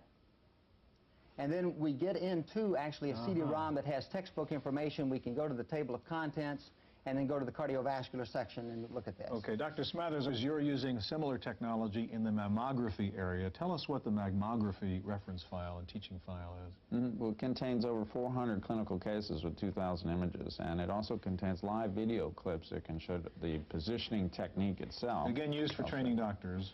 Yes, for technologists, physicians, or medical And what have you just done? We're showing an What have you active, just done? live What have you just segment done? from the video disc with audio I've had and video. that happen We're showing before, the right actual there. Positioning, the taking of the breast X-rays. Yeah, that sucks right there. But like, they've got like a bigger machine For the physicians to know the process nowadays. of how the images are obtained. But as yeah, well that's as how to basically read how them. it is. Okay, They now just what do you do crush once your you get titty those in a How would you use your in program a to like a analyze these glass. It's not Well, what glass. it It's like a does is we can go plastic, back to the like a teaching hard cases plastic and kind actually of look at some case. sample cases. Section 1 is normal anatomy, And we like- can demonstrate a normal mammogram here Yeah, but with it goes the like white areas being this. dense It's parenchyma getting and the dark crushed. areas fat. Like that, The right? individual areas can be indicated with graphic overlays, fatty replacement, And then, like, even a small the fiber machine adenoma, is which is an angled like abnormal this. mass. While Then you're we can standing also here like go this. into other areas of disease. Section 4 is masses, and look at an example Like, where we and your titty's like crushed have right a here, shady flat. ovoid mass. It kind of Again, all sucks, these dude. X-rays are coming off the video disc. These are being drawn straight Like, from the disc to the display. it doesn't and really these are hurt. all, abnormal It's just lesions, weird. The majority of which have been biopsied See for me? pathological proof. This one is a cancer on the far lower right of your screen. And this is another mass. So the student gets familiar with the features of a mass and can tell benign from malignant disease. Well, you don't want them, let them crush. Another area would be calcifications. And I want the ones I got, though, is is the the quite thing. well. Like, mine Here aren't are like this abnormal anymore. blood Well, they're vessels like, inside they're a not like mammogram. that Also, anymore. One can get out and They're like simply look that for, now. Yeah, like by that now. diagnosis, keyword It's a lot better, search. a lot more For example, manageable. I'll just type in fibroadenoma, and it suddenly found 15 cases from those 400 on the disc and has allowed us to be able to view So that just pulled up the 15 X-rays that are sitting Manageable on the video disc. titty. from the laser video disc database, and this here is automatically showing examples of those cases. To the doctor in training here, what are the advantages of this kind of system over what took place before that? Yes, before one had a large series of film files that were in various doctors' offices or in a teaching file somewhere. They were Manageable very difficult to hurts. reproduce. Mammograms are high-quality images, and it was difficult to get good copies in different places. This provides a standardized way of teaching mammography. It's also extremely comprehensive. It has every possible diagnosis in breast disease with mammography on it, and the student can get through the entire area very quickly. Gentlemen, Students thank you know very what much. That's our computers look at are, and computers so and it makes medicine. it Stay tuned easier now for this them. week's Computer News.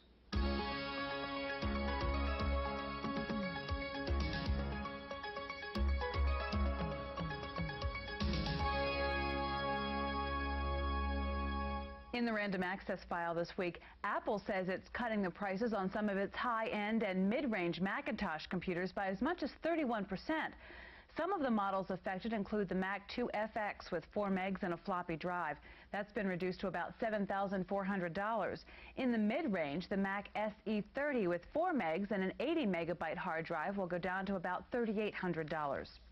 Software Publishing has introduced a new word processor for Windows that includes an integrated electronic mail front end. The program is called Professional Write Plus, and it lets you send or receive mail messages and file attachments without exiting the program. The document processor has a grammar checker that proofreads documents in 6 different megabytes. writing categories, including business, Listen, technical, 2 and fiction. kilobytes is enough. Professional Write Plus also features a spelling checker and thesaurus. Central Point Software has announced a new virus protection program it claims will detect and eliminate more than 400 known viruses in DOS, Windows, and networked applications. The program is called Antivirus, and it can run as a standalone application to diagnose and repair existing viruses, or it can be loaded as a memory resident program to detect new viruses on the fly. Central Point Software also announced a new support program that will provide customers with a 24-hour virus hotline and updates on recently discovered viruses. Next up, Paul Schindler and this week's software review. Yeah, give us a I'd love review. to be a teacher if they brought back corporal punishment. But seriously, for those of us who weren't paying attention in school, or even those who were, there's some more help on grammar checking available from Correct Grammar. It includes a spelling checker, but there's lots of those. This one works pretty well. More impressive is its ability to check capitalization, verb tenses in context, homonyms such as there and there, and punctuation. If you wonder why it suggests a correction, ask it. If there are certain grammar rules you just don't care about, move to another screen and turn them off. In addition, the program shows you each correction as it goes along, offering you the chance to disagree or just plain overrule it. The program can also find colloquialisms, wordiness, spacing errors, and split infinitives. There are some things up with which it will not put. Correct Grammar is $99 for the Mac or the PC from Lifetree Software in San Francisco. For the Computer Chronicles, I'm Paul Schindler. Taking a look at this week's top 10 software titles for the Macintosh, Mac Connection reports that Mac Utilities is in the #1 position, with Macintax 1990 in second. Third is After Dark, followed by Sam and Disk Doubler. Rounding out the top 10 are Quicken for the Mac, Microsoft's Word, the Microsoft Office, Adobe Type Manager, and Excel. Adobe Systems has announced a new font technology called Multiple Master Typefaces that lets you manipulate the weight, width, visual scale, and style of any font. Normally, typefaces are individually produced by the type manufacturers and sold as fixed static fonts.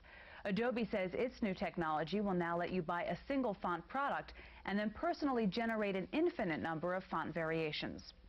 Aldus Corporation has begun shipping Freehand 3.0, a new design and illustration program for the Mac. New features include movable on-screen palettes that list the line and fill colors, graphic styles, and layers used in creating an illustration. I don't know any other funny drawing recommendations. Here's the light on mirrors eating ice cream for the first time. Faster than the earlier version. You can now turn your computer monitor into a touchscreen input device using a new product from Edmark Corporation called Touch Window. It can be used for most software programs that support a mouse. The Touch Window will fit on any color or black and white monitor up to 15 inches in diagonal size, and it can be removed and used as a separate graphics tablet for drawing, testing, and touchpad Light has input. more hair than you expected. That's it for this week's Computer Chronicles. I'm Kate McGargy. The Computer Chronicles is made possible in part by the Software Publishers Association, which reminds you it's a federal offense to copy software. The SBA provides information on how to stay software legal. Funding is also provided by PC Connection and Mac Connection, and by Byte Magazine and Pix.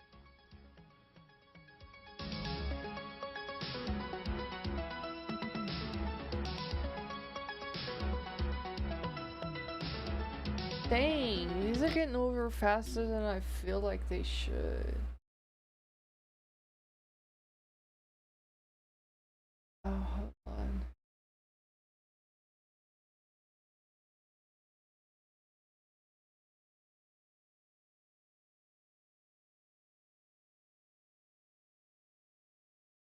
He still got his because he's supernaturally chill. The stress probably would have got rid of. The stress probably would have killed him years ago.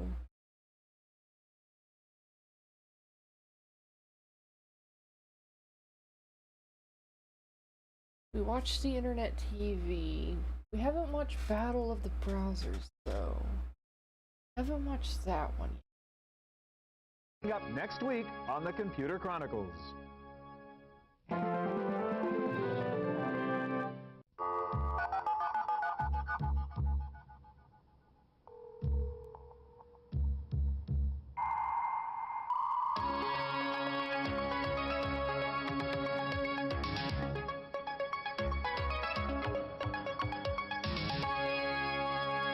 This week on the Computer Chronicles, the Battle of the Browsers. We'll get up close and personal with the new Communicator 4.0 from Netscape. We'll show you the ins and outs of the Internet Explorer 4.0 from Microsoft. We'll see how they both handle audio and video streaming. We'll talk to some end users and to some web designers about what they like or dislike about the new browsers. And we'll talk with a senior technology editor to see if we can figure out once and for all who will win the Battle of the Browsers. Plus, my pick of the week, a very unusual program called Disk Tracy. You won't want to miss this comic strip. It's all coming up next on the Computer Chronicles. Computer Chronicles is made possible in part by SoftSource Incorporated, publishers of Pro1 software, educational software for young adults, and by Z Auction, the live online shopping experience.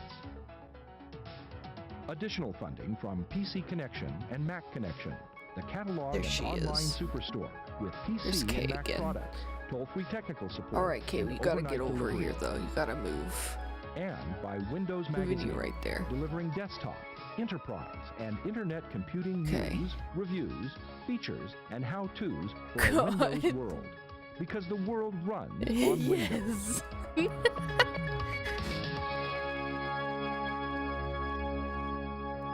Hi, and welcome to the Computer Chronicles. I'm Stuart Chaffee.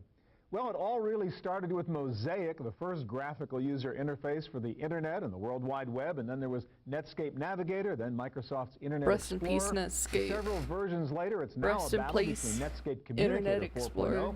and Internet Explorer 4.0. Which is the best browser for you? We're going to take a look at both and let you decide for yourself. Here to get us going is Mark Brown. Mark is the author of this brand new big fat book called Using Netscape Communicator 4. And I should mention, Mark, we asked somebody from Netscape to come here and demonstrate Communicator. They declined, so you very kindly offered to do it for them, having spent a year playing with it. Like, look. All right, let's start out and give us the sort of basic road tour introduction to what the new interface looks like in God, Communicator. I love the Computer Chronicles desk. Well, Communicator is really a step ahead of Netscape Navigator. Navigator had email and newsgroup components whose name I can't remember right now for some reason. Actually a whole suite. Computer Man, yeah. Menu, you see that Navigator is still in there. Whenever he smiles, he has like this and thing. newsgroup programs. But there's an HTML editor. You had Collabra up there, like I saw, which is their sort of discussion group. Right, that's their newsgroup program. And what's the Page Composer? Page Composer is their HTML editor, WYSIWYG editor. There's a conferencing application, there's a calendaring application, IBM Host, Netcaster, which is their push component. So okay, so it really is a suite of a bunch of things. It's Navigator plus all these new things they've put in there. It is. As a matter of fact, they even have a control taskbar, which is docked right here. We can click on that, and that'll come up. This is like the Microsoft Office navigation taskbar. We can move to the various components of the program, or we can dock it back down in the corner where it's out of the way. All right, so you've got Netscape's homepage up here, and just sort of let's play with it for a while and see how we would do something, browse the web here using it. Well, this is a Communicator information page. Here they actually have a link to a comparison chart which compares the feature of Communicator to Internet Explorer 4. From Netscape's point of view. From Netscape's point of view, exactly. As a matter of fact, if we move forward... So it's sort of a matrix, all the features, what each one has? Right, and they also have, this page is a little interesting. This is their Setting the Record Straight page. And on this page, they actually go down through the points step by step that Microsoft makes on their page and attempt to refute them on a point-by-point basis. So if you really want to get into the battle, you can get inside here and play the game of charges from one side to the other. Exactly. All right, let's talk about using it. I mean, what are the new things that we didn't have in Navigator? Things like, you know, the use of dynamic HTML, JavaScript, and so on. Exactly. There are a few little user interface points like these open-close tabs here, which let you get rid of the toolbars temporarily if you don't want them hanging around. Also, like you say, dynamic HTML is a big element. In fact, if we click over here to Netscape's homepage, they've used quite a bit of dynamic HTML in the creation of this homepage. They have a little news ticker here from ABC News. This is a floatable menu which can also be docked. Now, all the stuff on the left there, this is kind of new now, right? This is sort of an Explorer kind of look, isn't it? It is a little bit. They've actually implemented this menu, though, in the web page itself rather than in the browser. Yeah. We can expand and contract these menus, and we can even pop the whole thing out of the way and just leave nothing but a tab. All right, we don't have a lot of time to do all those. Mark, just briefly, what do you really like about what they've done with Communicator? I like the integration. I like all the different components, the way that they work together. They're easily accessible from one another. The dynamic HTML implementation, I think, is very smooth, very good. Of course, Microsoft has chosen a slightly different implementation, but they look and feel the same to the end user. Mark, thank you very much. Now, in this corner, the challenger, Microsoft's Internet Explorer 4.0. Is it better than Communicator? Is it the same? Is it really any different? Let's find out, and here to show us the new version of Explorer is Jay Goldstein of Microsoft. Welcome, Jay. Thank you, Stuart. All right, let's get right to it and focus on what's new about the new version of Explorer and get into the interface and the basics of web browsing. Okay, Internet Explorer 4 is designed to give you the web the way you want it. We wanted to make things easier for people. One of the ways we've done this in search, which people find difficult right now. Okay. So I'm going to click on the search button in the browser. All right, so if I want to do a search, I've got a search button now built into the browser. Exactly. You'll see this left side frame opens up, and you can pick from any of the top search engines that are out there. It randomly generates, and this time it happened to come to Alta Vista. And I'm going to do a search, let's say, on travel, something a lot of people are interested in. Okay. So I'll click Submit, and what happens is you'll get the results here on this left side pane. Then you can choose from there which one you want to go to. So let's just try the first one, which is something here called Ego Travel. and I'll click on that, and you'll see it shows up on the right side. And Right, now, what was the little window opened up immediately? That's something called a tooltip. And what happens is the websites actually provide some information about themselves, and you can get that information before you click and download the page. Okay. Right. So now if you want to check out this page, you can just click back off the search button and check it like a regular web page. And if you say, gee, this is a good site, but not exactly what I'm looking for, click back on the search button. Your results are still here, and now you can go to some other site. Don't I have that written down somewhere? I feel like you've sent me this like several hundred times. Explorer bar, and we've extended this into a lot of other features. One is called History, which keeps track of all the different sites you've been to over days or weeks or months, however you want to set that up. And that way, when you try and go back to a site that maybe you've been to a couple weeks ago, don't remember the name of it, but you know that you want to get there. So I can really set up for a month's worth of web movement. That's right, if you want to do that. We also extended this to favorites, so when people want to find the favorite sites they want to go to, it's easy for them to get there. Now you can also check out favorites from the menu, which is something that people might prefer because it's traditional. Now we've extended a couple of great features here. One is drag and drop, just like in Win95. So I check out Disney here, maybe I want to put this top of my list, I can just drag it and there it goes. Another great feature that we have in favorites is that you can now get information a lot faster on your favorites. For instance, people tend to go back to their sites over and over, and that's the whole point of favorites. But they want to be able to check out you did send it. New information. So what we've talked you can about. Page to download this information. It goes out, checks the site, and there's a little gleam it just there. tells you if something is new. Exactly. That's a cool feature. But Let's go not into email because I want to make sure we cover all the points. What's different about the email here? Well, you can email is send totally it. You new in should Internet send Explorer it. 4, and this is an email program called Outlook Express. You can send web pages to people directly from the internet. So here I'm on a page. I'm going to click on Send Page. An email message will open up with that web page in it. And there are links in there. When people get that web page in email, you can connect directly to the net. So you can just send this to whoever you want. You got something cool called stationaries here, too. That's right. Stationery allows you to send really rich interactive mail. So I'm going to click here on a holiday letter. It's getting close to Christmas time. You might want to send Christmas cards. Getting now close. you can do it in email because we provide that technology. And as you can see very quickly, Outlook Express is designed to be very elegant, very easy to view. We have something here called the preview pane. The preview pane allows you to see those mail messages before you open them up to decide if you want to see it. It's here if someone sends you a web page, as well. It also works with text-based messages. All right, next thing I want you to show me is the channels idea here. You got it. So we'll click here on the channels button. I like this version of FIFA. Can I just say that? And the idea of channels is that you can have a really rich, dynamic experience on the internet. There are thousands of channels that are available, and we've shipped with 35 of the top. All right, so that's a predetermined collection of stuff in different topic areas. It is predetermined, but you can customize it so you can add or subtract anyone that you want. So let's go to a channel. What would that look like? Sure. Well, we've launched with lots of great ones like Wall Street Journal, New York Times. And I'll show you the Warner Brothers one because they've actually done a very nice job here. So I'm going to click on the channels button so you can come onto the full screen. And you'll see, the information will now load, and you'll see this really rich information that they provide. And in fact, we have something called a full screen feature. I'll click on that, and it lets the entire web screen be taken over by the channel. All right, so again, lots more multimedia emphasis, a richer kind of user experience here. Exactly. And here's some of the fun that Warner Brothers has on their site. You'll see as I drag my mouse over these things. So we don't have time to watch the whole cartoon. Okay. Very well done. Thank you, Jay. Okay. All right. Well, so far we've heard from two experts on the two different browsers. Next, we thought we would talk to two big-time net users to see what they like or dislike about each of the new browsers from Netscape and Microsoft. Megan Conran is a senior at Stanford University. She has barely enough time in the day to complete her coursework, prepare for exams, and apply to law school. But Megan has an assistant to remind her of when to file papers and how to prepare for exams. It comes to her through the Kaplan Educational Center's website using Microsoft Push channels. You know, I'm really busy writing my thesis, taking, midterms, working my job here so that I don't have time to go to the library and sit down in front of a computer for hours just going through all the different web pages. It's so nice to have information that's tailored to me available at the push of a button. The Kaplan Edge provides Megan with several categories of information that is specific to law schools. Kaplan decided to use Microsoft's Internet Explorer instead of Netscape because of the browser's push channels and its interactive abilities. One great thing that Internet Explorer offers is some terrific linkages with some other Windows technology. So there's great visual transitions you can do. They have a connection with their agent technology for speech, and we've been able to use these to make a very lively looking, beautiful channel. And in particular, we've implemented flashcards, which can appear on your screen, and they can even be spoken by one of the agent characters. The word is great. It means to scroll partially. While Kaplan is an active channel partner with Microsoft, the company plans to offer Netscape communicator channels as well.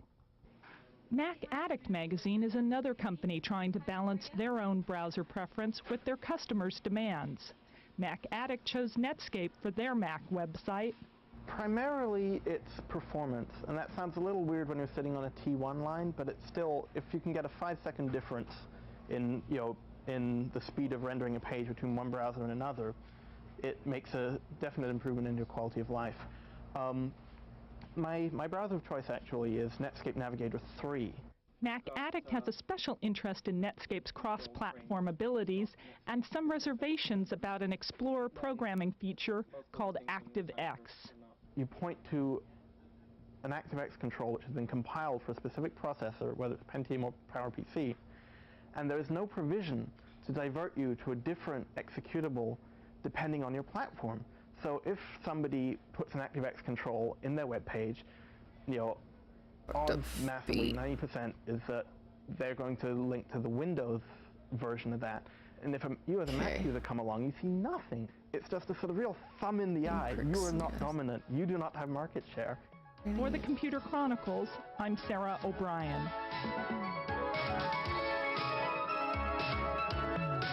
Let's see, I know I have image. There's a goofy image for Bitter Pill. Let me go find that image. Well, no matter which browser you end up using, you're still going to have to deal with multimedia issues in audio or video streaming. No, hold on. How do these two browsers handle streaming? To find the answer to that question, we've invited I just gotta find the original Bitter Pill image I have. Real audio and real video and so on. Okay, there it is. Easier to do this there it is. Stuff with IE4 and with Communicator 4. I'd say, in short, I can't remember one thing Bitter that is Pill easier right about up it is that we're always trying to find new ways to get our players out to people, so you have the player that you need to watch streaming media. If you get the new IE4 browser now, you actually get our player as a part of that browser. So I don't have to separately pull that plugin down. That's correct. So that is one thing that's easier. Now, you gotta move, Communicator or not? It's not currently true with Communicator. You gotta move. We have a bundle with Internet Explorer that puts us in that installer. Right here. We don't have the same arrangement. So at the moment, if I need to do real audio or real video stuff, it is in fact easier to do it in Explorer? Well, I would say that if you download Explorer, you get it, but of course the behavior of streaming media in the browser is basically the same. We work very hard to make it so that's what I want to look at. You've got your page up here. Let's take a look. First of all, how good are we now? You've got 5.0 of real audio and video. The version of the Bitter Pill I have. In terms of looking at some audio and video. Well, one of the fun things with 5.0 that I'll show you here is we're able to now do animation, which is a good way at 28.8 modem speeds to do a level of playback quality that you just can't get with video. Yeah, let's take a look at it. So let's take a look at one of these. We're going to look at Looney Tunes here from Warner Brothers. So we're actually dialed in on a 28.8 modem right now, so it's all very, very real. So a kid could go online now and watch a cartoon in the same way the kid might have watched the cartoon on the TV station. Well, you judge. Oh god, no, you can't do this to me, you can't do this to me, not like this, not like this, not like this, not like this. You can't do this, you can't just do this. Hold on, we get a chance to load some of the character data.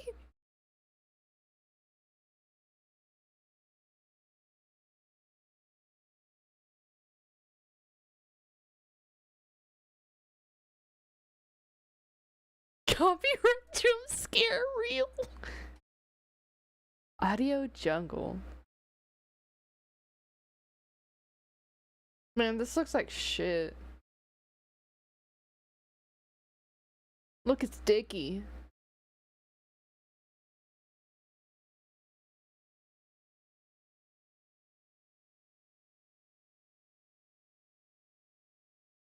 Okay, I think we're done. I think they're done. All right, let's go back, and there was another clip that is a little more video-ish. Hold on, there's another clip. That Gattaca clip you have up there. So let's kind of run that one and see what that would look like. Hold on. We're in which browser right now? We're actually in Netscape right now. I'm in Netscape. I'm going to jump now just to our player. Of course, with our technology, you can also just watch media in the player itself, which is actually the way we started. Right. So this is a movie trailer that's the same technology. It's the same animation technology.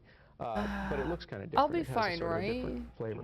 All right, it's a little more video, real TV is looking here. Right. Oh my god, this looks like this is shit. a file we would have downloaded earlier, and you're just playing it back into Right, the and real this player. is something that in 10 seconds starts Who's up streaming and then can play Gene? for 10 minutes if you All right, like. so Philip, quickly, does it matter from my point of view as an end user whether I'm This looking at your is such streaming a stuff funny in Explorer or trailer. Communicator? It really doesn't matter as an end user. It We work very fits. hard to make sure that regardless of what system you're coming Okay. in on, you have the same experience. Quickly, does it matter as a designer which environment I'm developing in? It does not matter. There is a different paradigm for building web pages, though. The Internet Explorer uses ActiveX as the technology that Right. you use to embed things into pages, and Netscape, on the other hand, uses plug-in technology. As an author, you have to essentially write little segments of your pages for both. But the end result would be the same. The end result looks the same to the user. All right, Yep. thank you, Philip. Well, there are two sides to a browser, the client side and the server side. And so far, So all we've I been got focusing right on here the client or end user's is perspective. this But what do one, web by the designers by, think about Communicator for and the bitter Explorer? pill. I know I've Visited already one said that, big but web like, design company to find out. the Construct is a web design company in San Francisco that promotes functional design, from simple flat interfaces to three-dimensional worlds. The company has worked with both Netscape and Microsoft. Browsers are our publishing medium, as it were. They're our machine. So when other people write to a piece to Win95 or to Macintosh, we write to a browser. Construct has built active Lively web pages for Travelocity's airline booking service and Netscape's Channel Finder. The animated features of both came from a recent advance in web programming called Dynamic HTML. I personally think that Dynamic HTML is a very fundamental difference from what you've seen before. And a lot of that's due to the competition between Microsoft and Netscape, a lot of the movement there.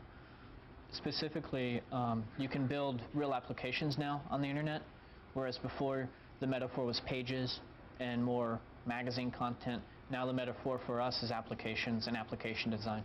But the benefits of competition between Netscape and Microsoft are tempered by the two browsers' incompatibilities.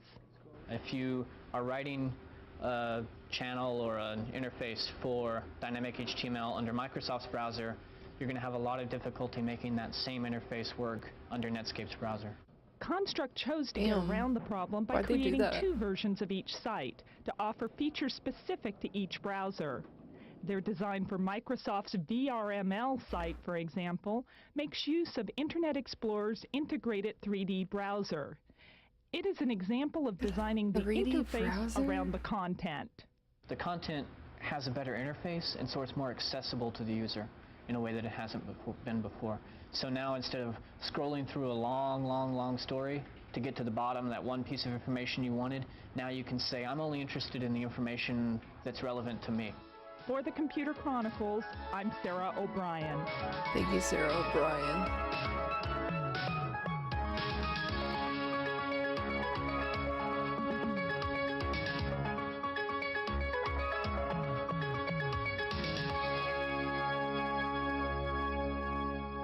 It was Well, the made up your mind yet? left No? leg that Okay, was let's broke, try to break right? the tie. Here to help us do that is Amy Helen Johnson, Senior So this Technology leg would be Editor like- with Windows Magazine. that really So messed bottom line up, question, are there any real significant differences from a user's point of view between working in Explorer, it's working in this one.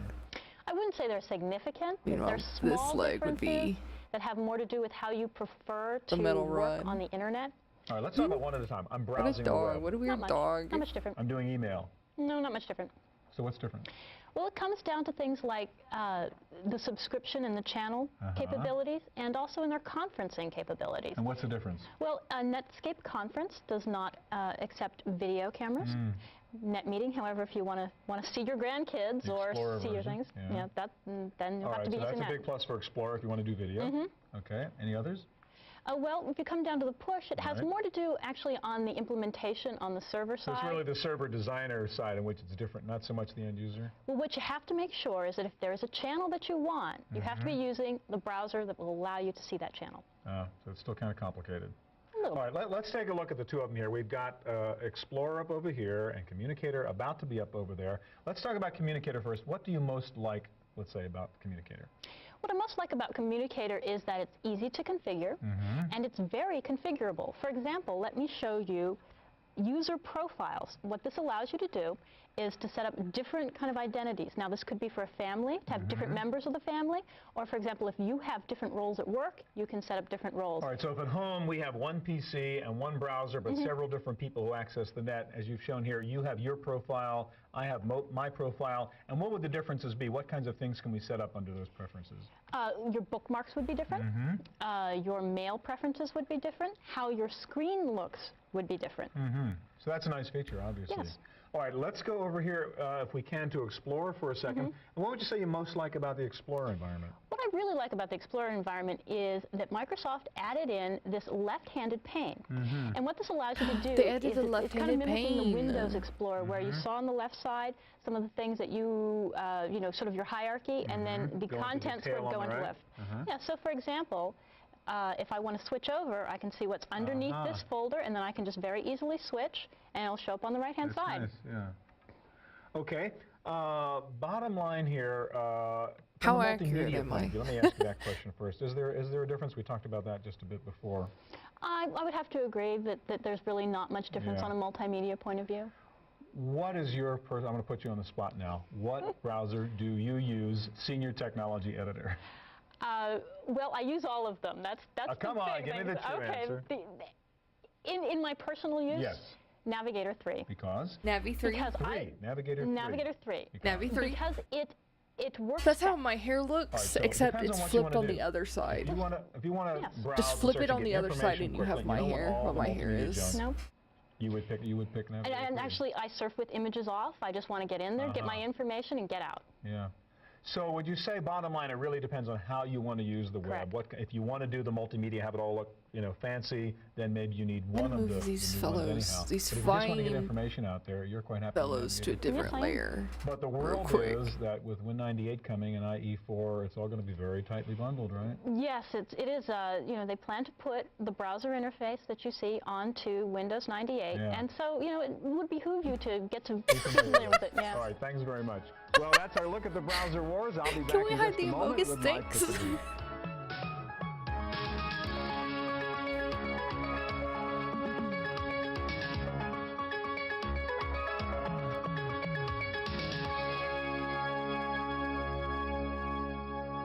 Now for my pick of the week. I'm a little bit hesitant to recommend this program because it is basically a spy program. It lets parents spy on their kids, employers spy on their employees, but it is a new and innovative approach to censoring or filtering net content. The program is called Disk Tracy, and what it does is snoop onto your hard drive and find questionable files, both text and graphics, to see if there's any bad stuff there. You can set it up to look for files that deal with sex, drugs, violence, illegality, hacking. So I tried this program, and it turns out to be one of the funniest pieces of software I've ever seen.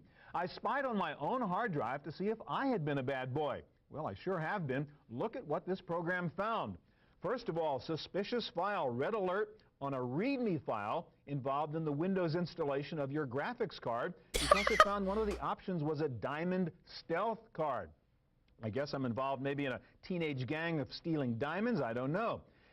It didn't really like this particular graphic over here, which is the basic Windows startup graphic. Maybe if you're Freudian, that little cloud shape could have been a naked woman.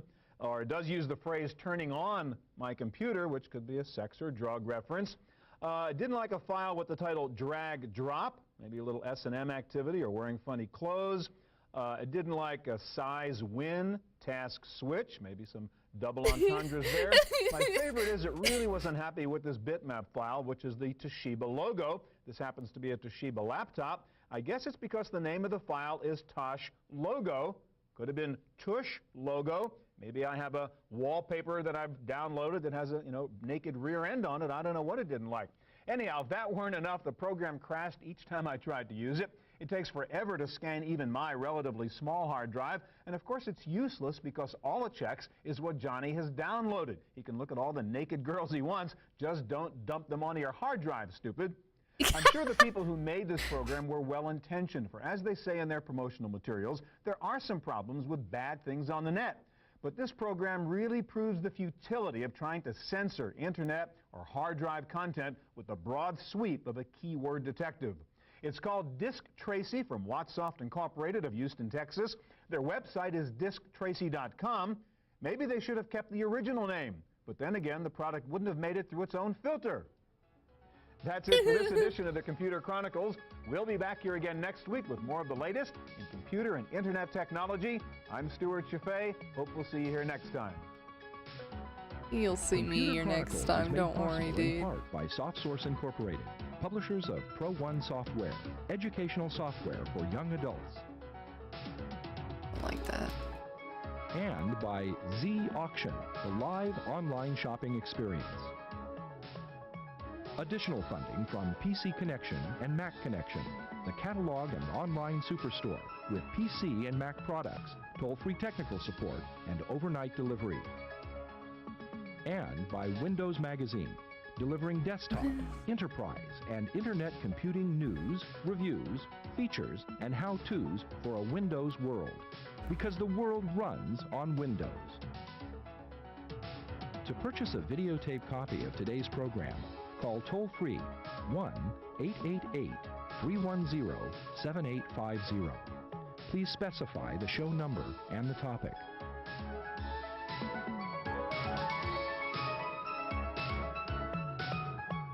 Next week on the Computer Chronicles, our annual Consumers Buying Guide show. The best new computer and high-tech products we can find. We'll show you the totally Got Unix, Windows apps. Desktop presentation graphics part 2, neural networks, video game consoles, desktop presentation graphics. We'll probably do this one, but I want to put up a BRB real quick so I can get up and get more to drink because my water is almost empty. Can you believe that? I've drank almost all my water. It started with like a whole bottle. My bottle was full at the start of this. Now I drank it all. So give me a moment and I'll be back.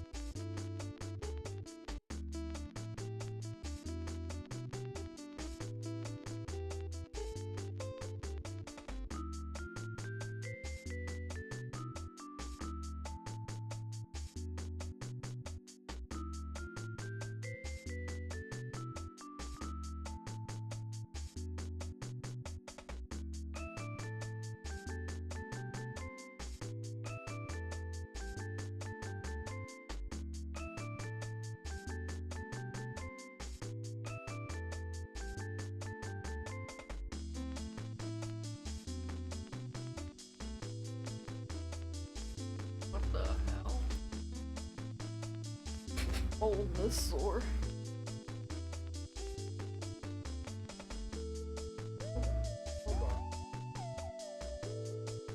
Get comfy and cozy. Trying anyway.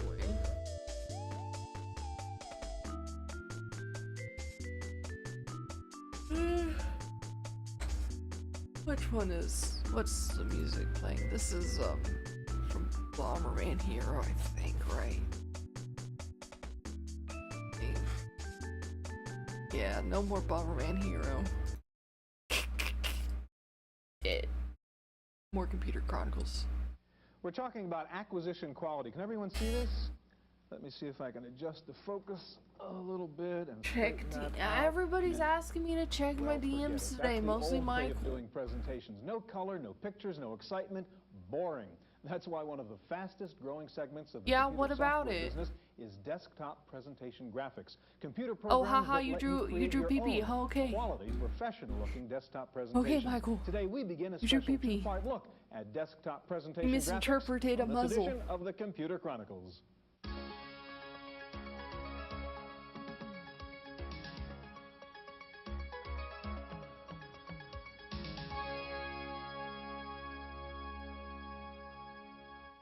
Not to harp on it, but this is like the third time you said this. Made possible in part by the Software Publishers Association, which reminds you that software piracy is a federal offense. When a few people steal software, everyone loses.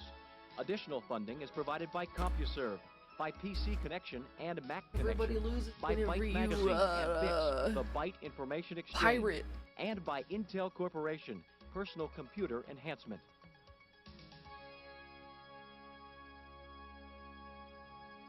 Welcome to the Computer Chronicles. I'm Stuart Chaffee. This is Gary Kildall. And Stuart Chaffee. Love you, Stuart Chaffee. You're such a good guy. Talk a lot today. This is an output device. So funny. I'll prove it to you by showing you the ports on this little box over here. What you do with this great little box is if you're preparing desktop presentations on your computer, then you want 35mm slides. That's what you get from this. Drop a standard roll of 35mm film in here, press the button, and boom, you've got 35mm slides. Great. Gary, I know you use computers to prepare the presentations you work on. And digital research. How has the use of a computer changed the way you do a presentation? It makes it a whole lot easier. That's a real big advantage. First of all, you don't have to worry about interfacing or working with a graphics designer and waiting, say, a week or 2 weeks to get the slides back like we used to do in the old days. A second thing is just the economics involved, and you can produce the slides right there in your own office, and or overhead transparencies, whatever it happens to be. So just much cheaper to do. And the third thing I think is really important for procrastinators like myself, or busy executives, okay, is that you can make changes to those slides right in the very last minute. For example, if you are going to do an overhead transparency presentation, you might as well use an LCD overlay on your laptop right there. The Thema Drive. You're going to the discussion. Gary, today we'll take a look at some of the top-rated desktop presentation graphics packages for the Macintosh, including More 2, Aldus Persuasion, PowerPoint, and Macromind Director. Now, if you don't have one of these neat little boxes and you do need a hard copy from your desktop presentations you've created on a computer, you have to sooner or later interface with a graphics service bureau. We begin with a report on one such bureau in San Francisco. San Francisco. Chartmasters is a graphics service bureau in San Francisco that relies on some very expensive professional equipment to produce visual materials with a professional look. The company can complete a project from scratch or just create the output based on a client's design. Chartmasters recently added a new department to deal with clients using desktop presentation software. The new desktop services department accepts files by modem and creates finished 35mm slides or color prints. The arrival of inexpensive PC-based presentation software is beginning to have an effect at the professional level. Custom production work that goes through a company like this is not cheap. It's expensive. And now people are trying to save money, and that's the beauty of the desktop presentation tools, is companies can achieve the kind of professional quality image that a custom production shop produces, but they can do it for lesser cost, and they have more control. That's the big sell with desktop presentations. They want control, they want to make the changes, they want to feel free at the last minute. For clients that still feel shaky about doing their own desktop designs, Chartmasters offers artistic help and technical support for software problems. But the final look of the graphic depends as much on the quality of output as on the talent that created the original design. The office at Chartmasters includes a photo lab, special effects and animation cameras, and a crew of professional designers. The work we do for desktop clients really narrows down our responsibility. The work we do for clients narrows down our responsibility to doing the imaging. But we also find that no computer is so simple and no program is so simple that people still don't need help in understanding how to use it well. For the Computer Chronicles, I'm Maria Gabriel.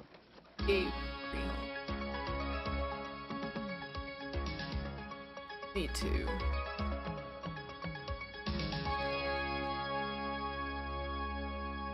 Joining us in the studio now is David Whitney with Symantec, and next to David, Connie Clark of Microsoft. Gary? Stuart, I think we can all kind of remember the days in which we produced slides for presentations. Not that long ago. Yeah, $50, $100 per slide. Yeah, and sometimes the whole presentation would cost maybe $2,000, $3,000. And now we can get a whole computer system for the same price. Connie, what is your view about how presentation graphics are being used nowadays? Who uses them and so forth? We see a lot of business people using them, doing departmental meetings, doing project meetings, and it's also used quite a bit for doing training, for development of people, both in companies and for training on different products. And you see it also, can you do the entire presentation all the way down to producing the slides and so forth on a desktop? Absolutely. You get everything from speaker's notes to handouts for your audience to 35mm slides or overheads, any type of output that you really need. Now, David, you have a product called More 2, right? And could you give us an idea what it's all about and maybe a little demo? Well, sure. Well, the approach to doing a presentation with More 2 is to first to begin with an outline. I just happen to have an outline Eclipse Studio, you can do it. You can do Eclipse Studio. Conference presentation I'm going to do, so I think I could walk you through actually doing that right now. The outline is what of the points you would make during. Right, actually, it's the actual text that will appear on the slides, and I'll just go down through here and show you each of the bold-faced text there you see is the title of the slide. And so by working with an outline, I can work on the content without necessarily making all the aesthetic decisions right away. And I can move things around. When I'm done with the outline, I can just move to the lower left-hand corner here and press on the bullet chart view. And More 2 will go ahead and generate a series of bullet charts for me automatically, and I can have preset styles or whatever. This particular one is in black and white. When you say generate automatically, is it defaulting to a certain? It defaults to a certain format. Now I can come over here and I can pick from a variety of styles if I want. And but this is the one that I'm working with right now.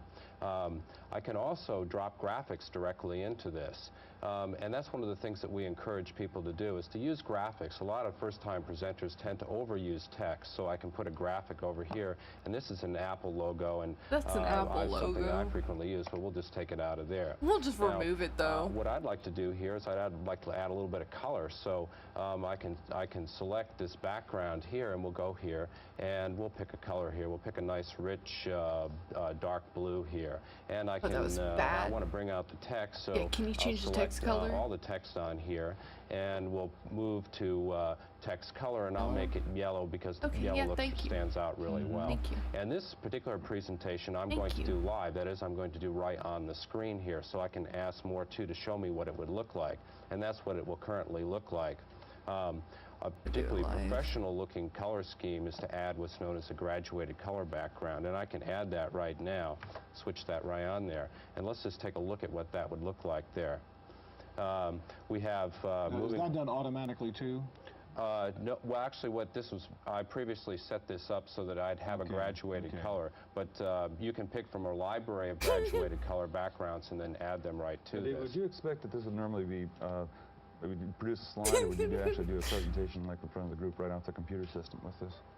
Well, this particular one I will use on a large screen monitor, and I'll do that. And I get the benefit of that is that I can make last-minute changes. I can walk right into the conference room and do my presentation. Plus, I can use special effects. More 2 has a variety of transition effects, and I can use those. Show some of those features. Okay, so I'll come up here, and I can pick slideshow settings here. And this is a little like television here. I can pick the effect. Now, these are known as dissolves and wefts. Now, here's a transition of moving from the lower right-hand corner to the upper. That's what I did. That's what I did back in 2015. Let's just take a look at what that would look like, so you see the transition. Yeah, right there. That's what I did. That makes your presentation interesting. And so if you look, right, if you look a little bit like NBC News, I think people will give you the benefit of that. Connie, can you tell us a little bit about the Microsoft product? Yeah, Connie. Yes, Microsoft PowerPoint was actually the very first product created specifically for doing desktop presentations.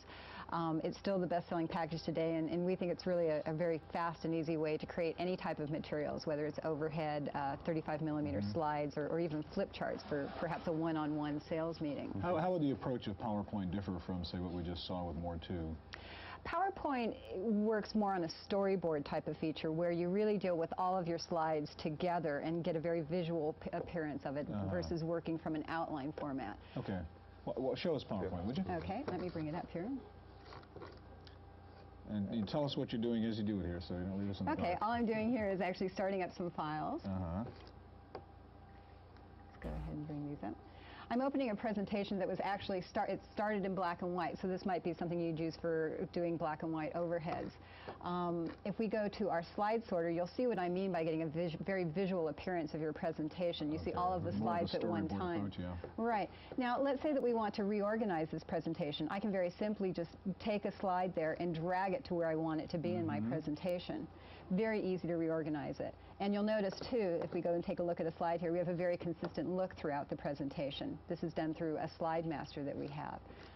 Now, one common thing that we see done in presentations is that people who are doing presentations have done a lot of presentations in the past. They have libraries of slides that they've used, at least in the old technology.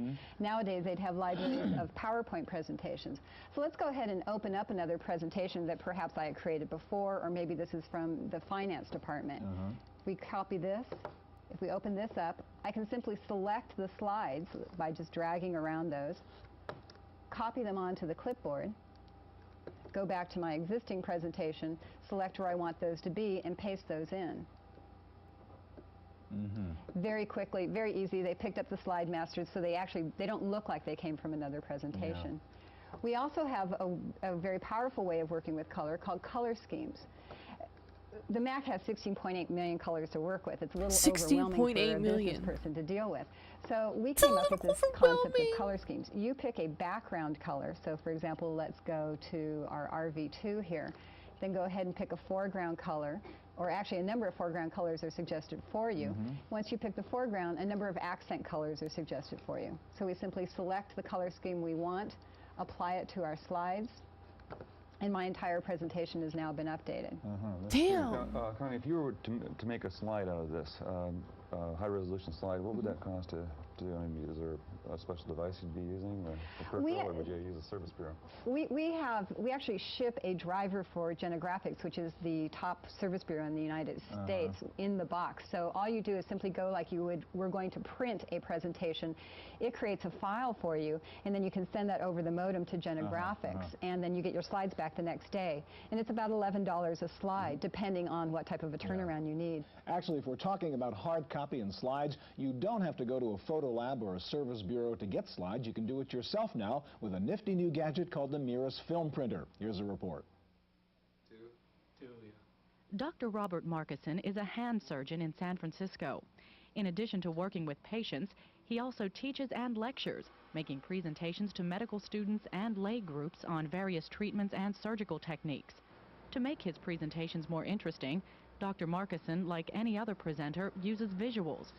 He starts out drawing his ideas by hand, then he uses presentation graphics software like PowerPoint to create the graphics and text on his computer. Then, instead of going out to a service bureau to prepare slides, Dr. Markison prints his computer graphics directly onto film with a Mirus film printer. Well, the advantage is it's a time-saving device. It's certainly a money-saving device in terms of cost per slide, but more than that, it's a device for creative ideas, because you can make many mistakes. You can make mistakes as you print to film, try several things, and get them done quickly. Within an hour, usually, you can get development, E6 processing of the type of film we use. And if you've made a horrible error overall, then you can just redo the whole process and still be within the same evening.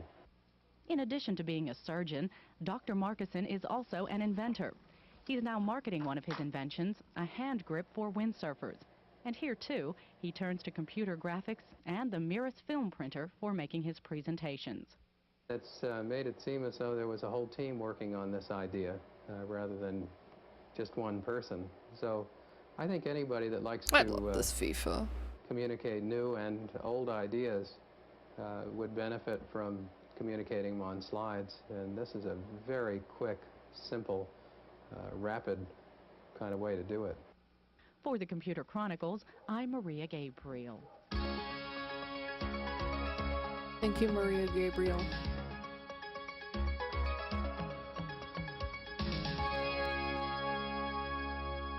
With us in the studio now is Mark Sherman of Aldus Corporation and also David Kleinberg of Macromind. Mark, we think of presentation graphics as being primarily a business tool. Does a company have to have a graphics department, or can anybody use it in their corporation?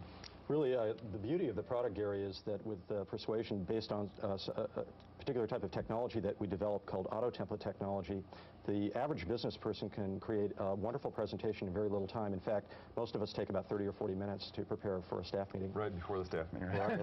Okay. So you're saying you've sort of built in the artist's ability inside the software. In fact, why don't I give you a brief demo of how auto template technology works. We were the latecomer in the market, frankly, and we looked at some of the other technology that was available, and frankly, we didn't see anything like this. So what I'm doing here is I'm creating a title slide for a weekly staff meeting, and I'll just type my name here, and I'm done. I've just created my first slide. In fact, let's take a look at it. You'll see that I selected the Aldus black and white template for this. You can select from a number of different template designs. So you just enter text into a predetermined template. Precisely. And this is the second slide that I had prepared just before we went on the air, and this has a few bullets on it. Okay. So maybe what I should do now is take us to a slideshow showing you some of the other capabilities of the program. I'll just click all here. Put it on automatic. Okay, so where are we going? And what we're going to do here is we're going to take a look. This is actually an on-screen presentation, but one of the things I'd like to emphasize is that most of the people that use this software use it to produce black and white overheads and at the last minute. Now, it has all the color capabilities. Everything that you're seeing now was created within Persuasion. And I guess another point I'd like to make is that we were really committed to providing all of the tools needed to create a presentation in one environment. So all the charting and graphing and drawing tools, clip art, speaker notes and handouts that you're seeing were generated from within Persuasion. But you can import files, you can import spreadsheets and so on. That's right. In fact, you can actually import presentations from other products. We will accept any scrapbook presentation, but certainly compatibility with all the major software. All right, I want David to get a chance to get Macromind Director up and running here. Sure, let me quit out of Persuasion here. Now, tell us a little bit about the output devices and so forth that you're able to control. Sure thing. Well, once again, most people are actually using the laser writer, and you know, typically in a network configuration. But there are other options, and we're seeing them come down in price. For example, some of the color printers. The HP PaintJet is a great example. You got an example of some printer. That's right. I actually brought some hard copy. This might have just as easily been an overhead. Of course, it would have shown up a little poorly. So again, you can take the output, put it right through a laser printer on a transparency. That's right. And the beauty with Persuasion is I just changed the template to create this color presentation. I didn't have to do any of the design work. The program did it all, and this is actually a color overhead on a Tektronix printer. Now, what kind of price are we talking about in terms of a printer that would produce this kind of output? I think that's actually in the $7,000 or $8,000 range from Tektronix. Of course, you have much higher end models and lower end models from Tektronix and other companies as well. All right, David, now, as Mark said, you know, 75% of the people simply turn on black and white transparencies using presentation graphics programs. Macromind Director is way at the other end, isn't it? Well, Macromind Director, as you can hear from the sounds in our audience, is different because we combine text graphics, as you've seen in some of the other products, as well as sounds with music and animation. So it's a multimedia presentation and animation tool. That name's been become more popular lately, and Macromind Director is the product of choice. Well, what you're seeing here is Macromind Director in motion. We've got text, graphics, animation, sound, and video. What we're going to look at next is a presentation that was put together from a company that was bidding on a hotel in China, and they used Macromind Director to show that they could capture the aesthetics of building a hotel in downtown Shanghai, as well as the neighboring architecture. So we're looking at this example, which is showing us how the hotel would appear, where it was located. Yeah, show me. And the quality of the animation and music lend itself very well to that Chinese culture. And again, we're not watching video now, we're watching the computers out. All the animation you're seeing was generated in Macromind Director. The color photos here were scanned in from a color scanning scanner, and then we have, of course, the building appearing. What I'd like to do is show you another example of how Director was used to visualize the construction of a factory floor. Rather than present a set of graphs or slides on creating a factory, it was really important to visualize what the factory would look like. So in this next example, we see a visualization of a factory using animations created in Swivel 3D. That's me! The company was able to identify potential bottlenecks in the factory, solve those problems by merely creating this visualization. Dave, how long would it take somebody to produce this particular animation right here? Well, that animation... That's me spinning things in my head. Took a couple of weeks. Most of the work was generating the artwork in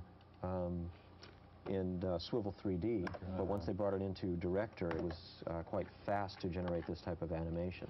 Let me show you how easy it is to get started with Macromind Director. What we'll do is create a simple presentation here. We'll start by bringing in a background, and once we've got our background logo for our company Global Airways, we'll bring in some animated text, and I could just type this text in. We've got a lot of can you show me some text? auto-animate capabilities built in. We'll can you give me Zoom some text? Thanks. And I've got my Global Airways, and we'll preview that to see what it looks like, and we'll put it up a little bit higher. So boom, I've got animation right away. Now what I'll do is add some sound to this by selecting the sounds icon, dragging it down, and choosing which sound file I want, so we can add sound, sound effects, and music, and there are a number of music files that come with Macromind Director. For this, we'll add the capability of, we'll add the sound of a little jet. Okay, and that sampled sound you brought in from outside? We brought that using in the Fairline Mac recorder. And we'll have the animation then at the end to show how all this might come together. Let's just look at what we've created in just a few short seconds here. We have the text appearing with the sound of the jet, as you hear. Then we move into, let's say, a Board of Directors presentation where we present on Global Airways with the jet sequence. Sales for this year, $65 billion, with music to add that emphasis. A word from the company president with another scanned image, Jill Smith, who has to say, "We believe strongly that Global Air will meet its projected revenue." And I guarantee you that would sell the Board of Directors. David, two quick questions before we're out of time here. What kind of hardware configuration does it take to run Director here? Macromind Director will run in black and white on a Macintosh Plus SE, and it will run in color on a Macintosh 2, 2CX, and 2X. There are no specialized third-party boards that are required, although if you want to do video in a window or specialized video, you would use one of those cards. And how about the price on the products we've seen? Persuasion from $495. And Macromind Director? $695. Available since March. Gentlemen, we're out of time. Gary and I will be back in just a minute with some final thoughts.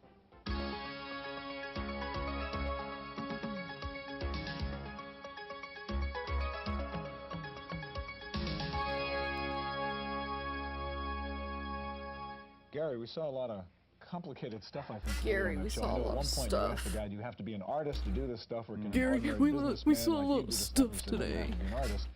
But I wonder, really, it's like desktop publishing. You know, guys started doing that stuff and turned out horrendous-looking newsletters. Yeah, and I think it really comes down. We saw a range, really, of products on that show. We saw some stuff that was very, very simple, just a word charting kind of a... The black and white overheads. Exactly, you can take it into a meeting and show it. And then we saw, of course, a little spinning globe in there, and I looked at that and I thought, well, I don't know if... Could you do that on your own? Right. And I think another thing that's probably a point is that a lot of these programs do have libraries of clip art, and so there's a point at which you can pull some of that stuff in and I still have Tattletale open. I think the other in another tab. Too, you can do a lot of the stuff on your own, but it takes a lot of time, and you have the time to really spend a couple of weeks, like that one animation we saw in Macromind Director at the factory floor. That you and I are not going to do that so easily. That was very, very impressive, but it was 2 weeks or something to do that? At least. Just that portion of it, yeah.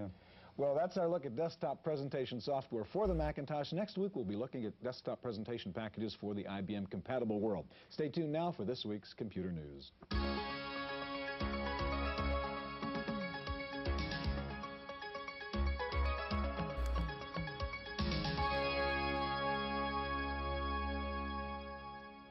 In the Random Access file this week, Chips and Technologies has announced a complete AT-compatible computer on one board. The motherboard contains 3 chips to handle all system logic, I/O, mass storage, and VGA. Industry analysts are saying they see a move away from basic PC motherboards that require add-in cards for routine peripheral control. The new integrated motherboard will open up expansion slots for more sophisticated uses. The Chips and Technologies highly integrated AT chipset will sell for only $69. Grid Systems is hosting the world's first Pen Interface Conference. It's a national gathering for VARs and MIS managers involved in the new generation of computers which use handwriting recognition rather than the keyboard as an input device. Grid already sells the GridPad computer, a laptop without a keyboard that uses pen interface technology. In Moscow last week, Bill Gates introduced the first ever Russian language version of MS-DOS, and the company also announced it's planning a Russian language version of Microsoft Works for this summer. Hewlett-Packard has announced a new color printer for the Macintosh, the HP PaintWriter XL. It was shown for the first time at last week's Macworld Expo in San Francisco. The PaintWriter turns out a full color page in 90 seconds. Also at Macworld, Interactive Media Technologies unveiled the world's first professional audio and video control unit for the Macintosh. The IMTX8000 enables a desktop Mac user to operate a variety of audio-video sources such as VCRs, CDs, MIDI music devices, Laserdisc players, and audio tape recorders. The IMTX8000 incorporates sync generation, SMPTE timecode, and NTSC output. Taking a look at this week's software top 10 for the Macintosh, according to Mac Connection, Symantec's antivirus program SAM is the bestseller this week, followed by Adobe Type Manager, Macintax, Quicken, and Deltagraph. Microsoft Word 4.0 moves into the 6th slot. A newcomer to the top 10 is Suitcase 2 from 5th generation. Pyro ranks 8th. The award-winning simulation SimCity moves into the top 10 in the number 9 slot, and Type-Align for Adobe Type Manager is number 10. In our software review this week, Paul Schindler takes a look at a new game called Cosmic Osmo. Ah, boy, what a life! I'm blown away. My daughters, Marlo, 9, and Ray, 5, are blown away. Even Marlo 9? You called your daughter Marlo 9? About the best HyperCard game for the Macintosh. How many of them do you have? Osmo. Now, it's $70, but it's worth every penny. Since Osmo has a soundtrack, I'll let it speak for itself. My name is Osmo. What the hell? See, Osmo, you're always standing around in there.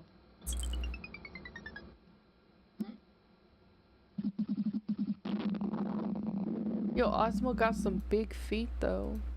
Holy mackerel indeed. If this is what HyperCard can do, sign me up for more Macintoshes. But make sure they have at least a meg of memory.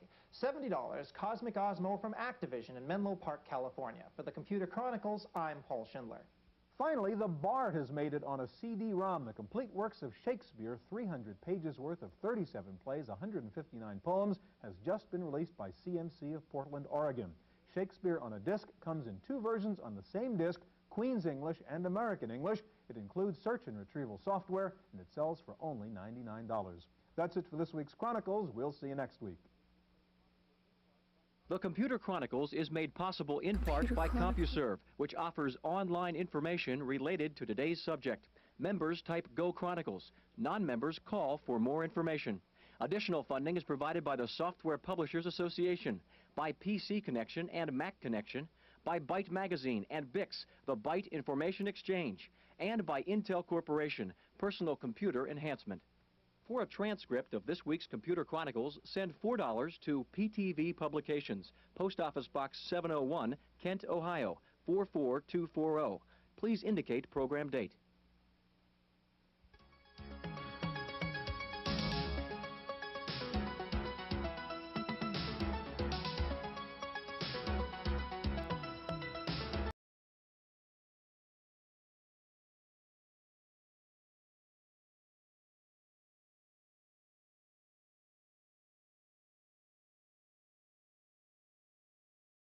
I don't remember which ones we have and have not watched. Night, Josie. Have a good sleepy. Oh yeah, we were gonna watch part 2.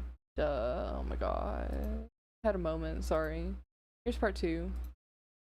I forgot that was just a part 1. This is a light table at Dolphin Multimedia in Palo Alto, California. They specialize in presentation graphics. But guess what? They use IBM PS2s. Yes, you can find Macs here also, of course. But the moral of the story is you can do high-quality business graphics without a Macintosh using your good old PC. Today on part 2 of our special series on desktop God, what did graphics, we take a look at some of the do? top-rated DPG software packages for the IBM compatible world on this edition of the Computer Chronicles. There we go.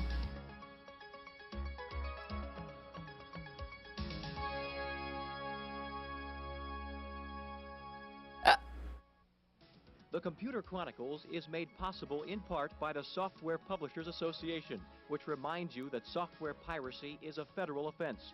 When a few people steal software, everyone loses. Additional funding is provided by CompuServe, by PC Connection and Mac Connection, by Byte Magazine and BIX, the Byte Information Exchange, and by Intel Corporation, Personal Computer Enhancement.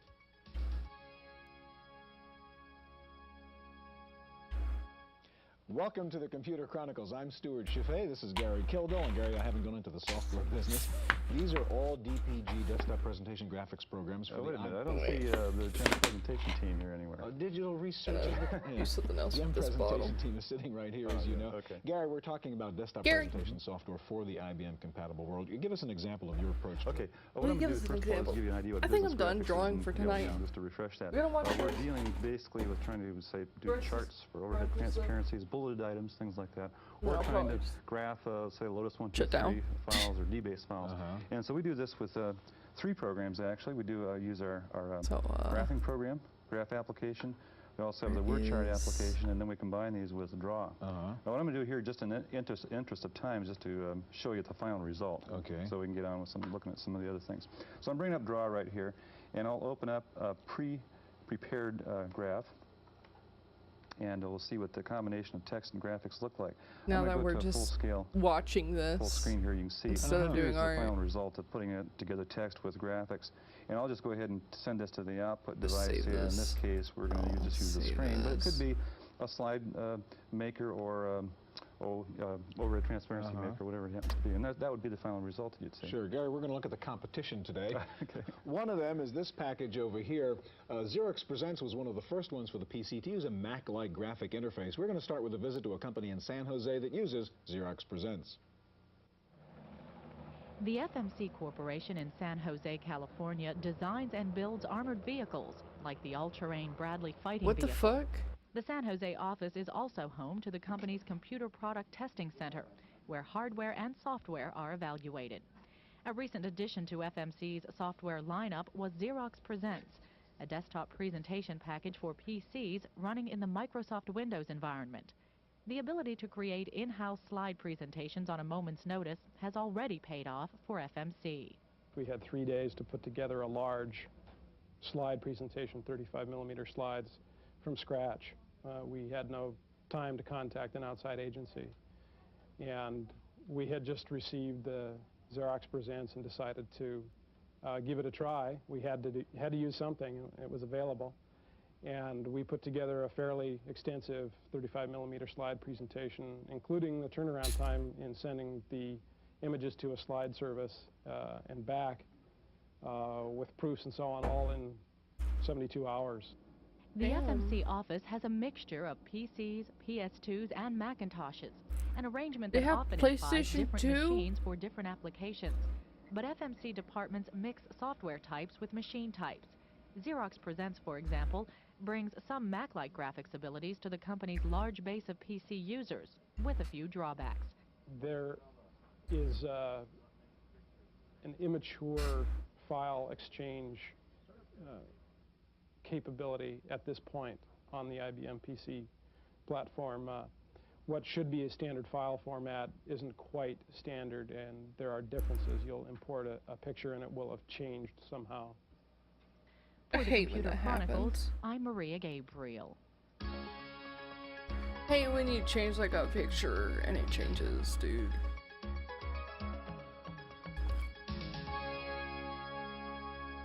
Oh shit, they're around the table. Joining us in the studio now is Carrie Fulbright with Harvard Graphics, and next to Carrie, Michael Rubenstein of Lotus, makers of Freelance Plus. Carrie? Carrie, last week we looked at 4 desktop presentation graphics packages for the Macintosh. Now, what makes the IBM PC better or worse, let's say, for presentation graphics than the Mac? Well, I'd say that what makes it better is that most of our users in corporate America have PCs, many more PCs than they do Macs. And by giving them Harvard Graphics, what we're allowing them to do is create equal or better presentations on a PC without having to go to a Mac for presentation graphics. So you see the primary use of presentation graphics in the business market then? Very much so. People don't do presentations at home, of course. What we find is our users are doing, whether it's hard copy output or slides or overhead presentations. All right, Carrie, Harvard Graphics is pretty commonly used in the PC world, as you mentioned. Give us a little introduction to how one would use it. All right. We create various types of text and data charts, as well as have drawing capabilities. We're here in a text chart, and I've entered some data already.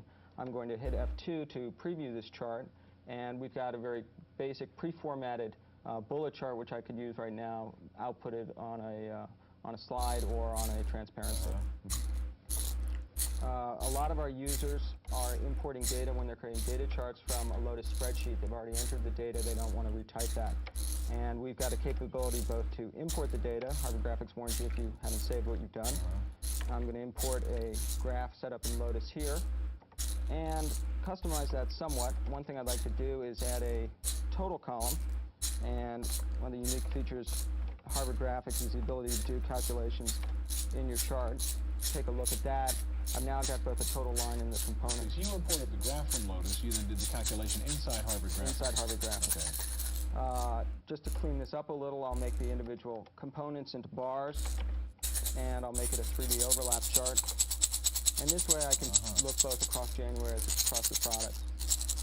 A lot of people, when they look at graphs, they think people are trying to mislead them with graphs, and so we've added a feature we call Data Table.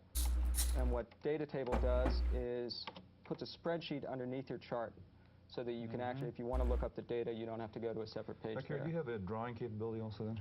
Yes, we do. We have, in Harvard Graphics, most of the drawing tools that people need, adding, moving, editing, objects, deleting. We also come with 300 symbols. All right. If we'd like to take a look at Freelance Plus, if you can sort of get out of Harvard Graphics there for a minute. Yeah, Kerry, you also have an example of some of the graphed output, right? Yes. From Harvard Graphics. This is transparency, and I've created in Harvard Graphics using both the pre-format pie chart as well as one of the existing symbols. And what would you get that output on? You can do that on a laser printer? Or this was printed on a color thermal printer. A color thermal? Yes. Okay, how are you doing? We have Freelance Plus we could take a look at? Sure. What I'm going to do is load up Freelance Plus, and as I do, I'd like to mention that Freelance Plus is a full charting package as well, offers full drawing capabilities, and what I'll be showing you is how Freelance can take data out of 123, build a chart, size and position that chart, and then add some drawing elements, if you will, so that you don't have to be an artist. I'm going to retrieve a chart file that will have some data already formatted for me, and what I'd like you to notice is that as I move through this form, I can enter data. For example, I've got my legend data entered, and on the next form, I've got all of my information that I would like to chart. Well, almost all of it. Actually, up here, I want to get some information still from 123. I can move to the data links portion, and notice that most of the information has been entered into this form. These are existing 123. Blended in. Exactly. I'm going to be pulling information from 123 via the range capability, so I don't have to know cell locations. And I'll just fill in this form. Now, I've got everything except the heading. And what I would like to do, because I don't know exactly where that is pull up the 123 file itself. This is a release 3 file, by the way, and we will support each of the earlier versions of 123 also. I can, using the same pointer movement keys that you have in 123, highlight a range and actually pull that into the chart form. And as I update this chart form, what you'll see is very quickly, I can draw that chart on screen. I'm going to put it on screen, full screen, first of all. And then what I'd like to do is, well, now that I can see how it looks, I'd like to back out of here and move down and add some 3D effects, for example. And when I go back to drawing the chart, sorry, the Mogus is a little big, sorry. Drawing it full screen, I'd like to demonstrate that I can shrink that chart down to fit in the area of the screen that I would like it. And as I draw it, everything will be quite a bit smaller, but it has sized itself appropriately to fit in the available space. Now that I've got the chart, I'd like to show you a little bit of the drawing capability. I'm going to move down to page 2, as it's called. This is a blank form right now. I'm going to retrieve a drawing file that will be the western states of the U.S. Presumably this is what I want to bring up to put on the same page as my chart. This is rather small on screen right now. What I would like to do is select all of this and then copy it back up to page 1. It is fairly small right now. Freelance Plus does support a mouse, and I can move this object, if you will, around, and I will get those states on screen, as you see. Still fairly small, so what I can do is edit the size of this and actually stretch this and have it fit exactly as I would like on screen. Once I have drawn the states where I want them, what I can do is edit the color of them. Perhaps I want them to be red so that they will stand out a little bit more. Freelance Plus will also allow me to add text wherever I would like. I'd like to point out that California is number 1, and I'll just do that. CA is number 1 and position that up at the top of the screen. That is fairly small, so I'd like to edit the height of the text, and maybe we'll make it 10 millimeters high. It looks a little bit better. How about if I add an arrow for emphasis and point out really what we are talking about with California? If I switch to the mouse, notice that I can switch between the mouse and the keyboard easily. Carrie, on Harvard Graphics, I know you have lots of different accessories right now. Are there plans to sort of bring that together in an integrated package? Some of them. Some of the accessories are products that some of our users, a limited market of our users want, such as the US Map Maker. Some of them, such as our new Draw Partner accessory, add features like zoom and rotate point editing, which we expect to include in the next version of Harvard Graphics. I guess both of these packages have libraries of objects that you can bring and build your own graphs out of the predefined libraries. Right? Yes, Freelance Plus has over 900 already drawn symbols, so you don't have to be an artist. And we let you take any of those and change them as you wish so that they really fit for your purpose. Harvard Graphics and Freelance Plus. Thanks very much, gentlemen. If you want to add some pizzazz to your presentation, you may want to do more than just a slideshow. Maybe you want animation. Well, here's a report on one animation product, Animator, from Autodesk.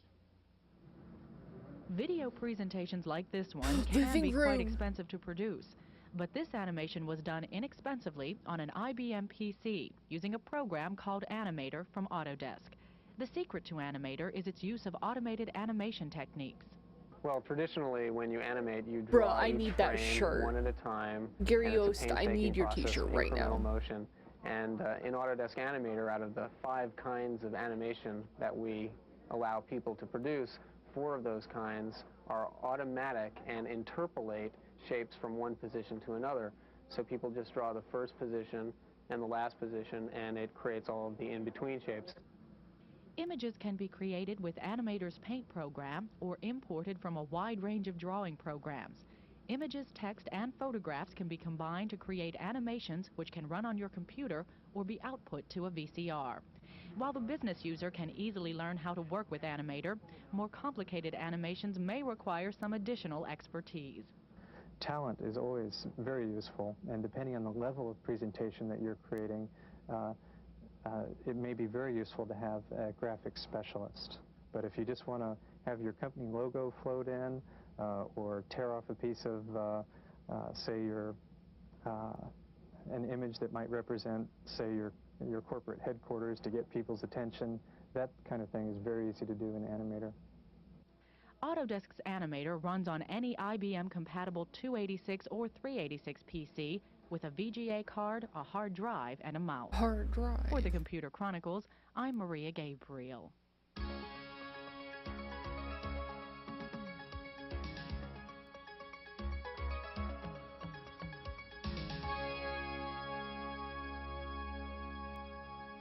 With us in the studio now is Ted Salamone from IBM's Desktop Software Division, and next to Ted we have Steve Cullen with Micrographics. Steve, earlier in the show we viewed 2 packages that I think it was more traditional spreadsheet-based graphing and so forth. Now, how does your product Graph Plus differ from, say, Freelance or Harvard Graphics? Well, Graph Plus differs in a number of ways. Most notably is that it runs in the Windows environment, so that we work with pull-down menus and icons and dialog boxes and use the mouse interface primarily, or some of the other applications we use the keyboard. And what's the overall purpose, and how do you present it? The overall purpose of that is, number one, to provide an easier and more consistent interface to the user. What is the overall purpose of what does your package do? Oh, I'm sorry. The Graph Plus package is intended to be a 2- and 3-dimensional charting application to read Lotus 1-2-3, Symphony, and Excel spreadsheet data. Okay. It works primarily as a financial and statistical. All right, Steve, I think you're going to show this all off without a keyboard, right? I'm going to try. You're using a P70 IBM Portable and just a mouse. I'm going to give it my best shot. Show us the product. Okay. Well, first of all, we'll bring up the worksheet to show you that it actually does look like your existing spreadsheet products. And we'll pull down the file menu and open up some data and bring it into the worksheet area. Make it smaller again. And you notice I just double click on the file that I want to load. And now I'll just highlight the information and go over to the chart type that I want to select. And we'll start off with a column chart. And these are some predefined formats. And I'll scroll through the different chart types. And here we have a bar chart and an area chart with different formats as well. A table chart, which allows us to put a picture of the worksheet in the graph itself. And scatter charts. Y'all already know what I'm about to do. Of course, line charts. So we'll start off with a column chart and make it 3D to start with. Just by selecting New, I'll place the chart on the page wherever I want it to start. And we're actually looking at a full 8.5 by 11 landscape page, which we can customize in Graph Plus. Now I'll just size the chart, and you'll see that we can just grab any of the handles to do that sizing. And here's the column chart as we needed it. If we view out, we can look at all the pages, and we're actually working on 12 8.5 by 11 pages, so we can do a full presentation right within one Graph Plus file. What the hell? We'll view back into the existing page, and we'll scale this chart back down because we want to put multiple charts on that page. Graph Plus allows you to put as many charts on one page as you like.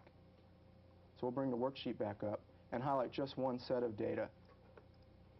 So as you can see, we'll put multiple charts on the page based on different sets of data. What was the size of this worksheet you're using here? The worksheet is 16,384 by 256. So you're pulling in a lot of data. We can bring in a very large set of data. Okay. That's what makes it so good for financial and statistical and scientific uses. So here's a pie chart. Again, it automatically labels the chart for you. We'll show off the projection capabilities of Graph Plus, which allow us to do a 3-dimensional view of that chart.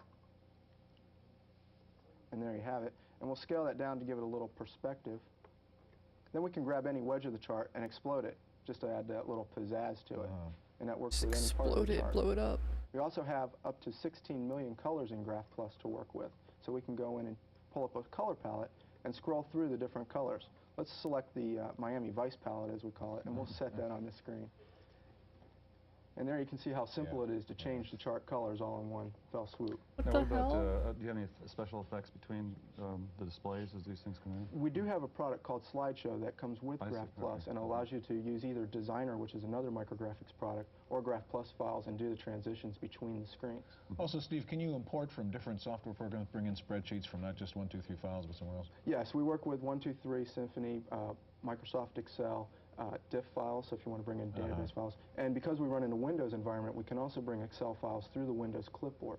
So that's very nice. Steve, you actually did do an entire demo without touching the keyboard, using only the mouse. That's right. You've got a keyboard, I'm afraid. But you've got Storyboard Plus. Tell us again, what new element does Storyboard Plus add to presentations? Well, Storyboard Plus version 2 is a business multimedia product that allows you to mix text, voice, music, animation, and video in an interactive manner through pull-down menus and icons. All right, give us a little idea of what's inside. Certainly. Here. Well, there are 5 modules. We have Picture Maker, which is where you create your images. You have Picture Taker, which allows you to capture screens in a DOS environment. Story Editor is where you assemble all the files and put time sequences and the interactivity into them. Storyteller is a runtime module which can ship on diskette with your story, so people don't have to have Storyboard Plus to actually see the communications you're sending. And Text Maker is a module which allows you to annotate any text screens you may happen to take with Picture Taker. All right, show us how you would actually build something. Okay, we're going to go into Picture Maker here very quickly. I'll show you a sample of it, and then I'll show a finished product for you.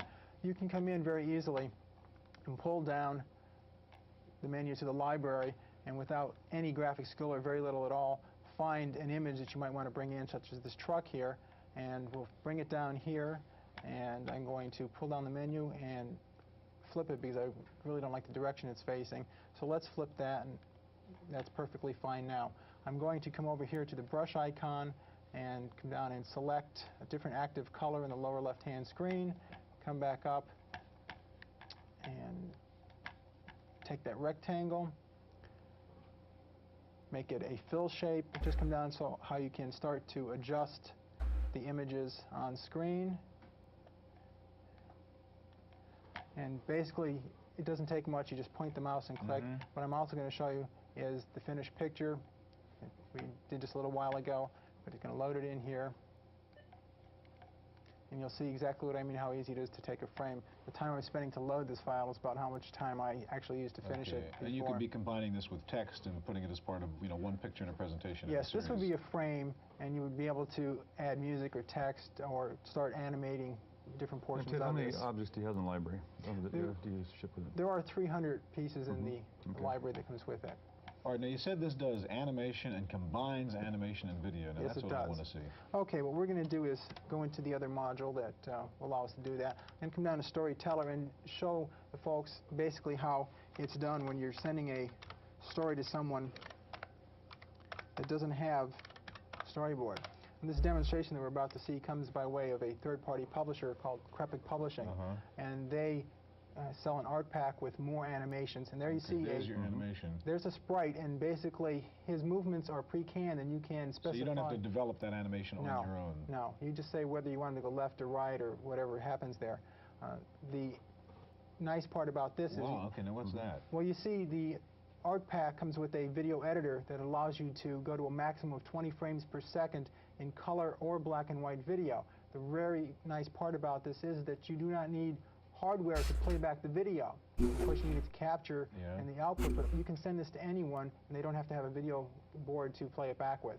Now, how much storage does it take for each one of these video frames? The video frames, they're actually, it depends on how much you do as far as the resolution you use. But it's, it's quite a bit. It's not small, but also here there's no compression and decompression. It just sits on a hard file, and that's why we're able to play it back without any extra hardware. And you could digitize stills and put them in there, integrate that as part of the process. Exactly right. Also. It doesn't have to be animated. It can be stills as well. Ted, what is now what use do you see for this type of package? Is it again presentations or? Well, presentations are part of it to spice them up, to go beyond just linear slideshows. But the fact of the matter is that you can incorporate people's images in when they're doing training sessions, so that when they're playing them back, they're actively involved in it, and there's more retention. They'll play it back later at trade shows to draw crowds. Any seminars or sessions. In terms of the sound, how does the sound? We obviously don't have it here today, but is it quite audible? There are two boards. There's an IBM Music feature board, and we have music soundtracks that you can tie in here. And there's a speech adapter where you can digitize your own voice and then play it back. Ted, Steve, we're out of time. Gary and I are going to be back in just a minute with some final thoughts.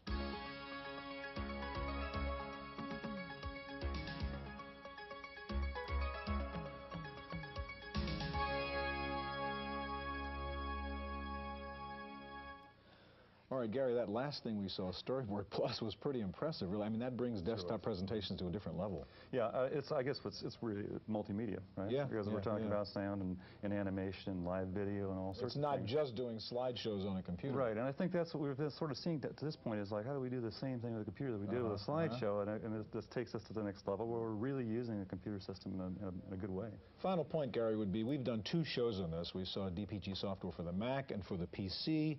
And you used to think you could only do this with a Macintosh. Do you think the products for the PC are of equivalent Well, I think what we've seen on the show is that they seem to be pretty much the same on the low end and the high end. Doesn't it seem like it to you? Well, certainly the Storyboard Plus, I mean, you had all the elements there, didn't you? Yeah, so I think it's just going to be real interesting when we start getting the right peripherals, you know, so we get projectors that are really inexpensive and then be able to use this true multimedia in presentations at every level. And then have to go back to hiring a full-time person to do it. Yeah. That's our look at desktop presentation graphics. We'll be back in just a minute with this week's computer news.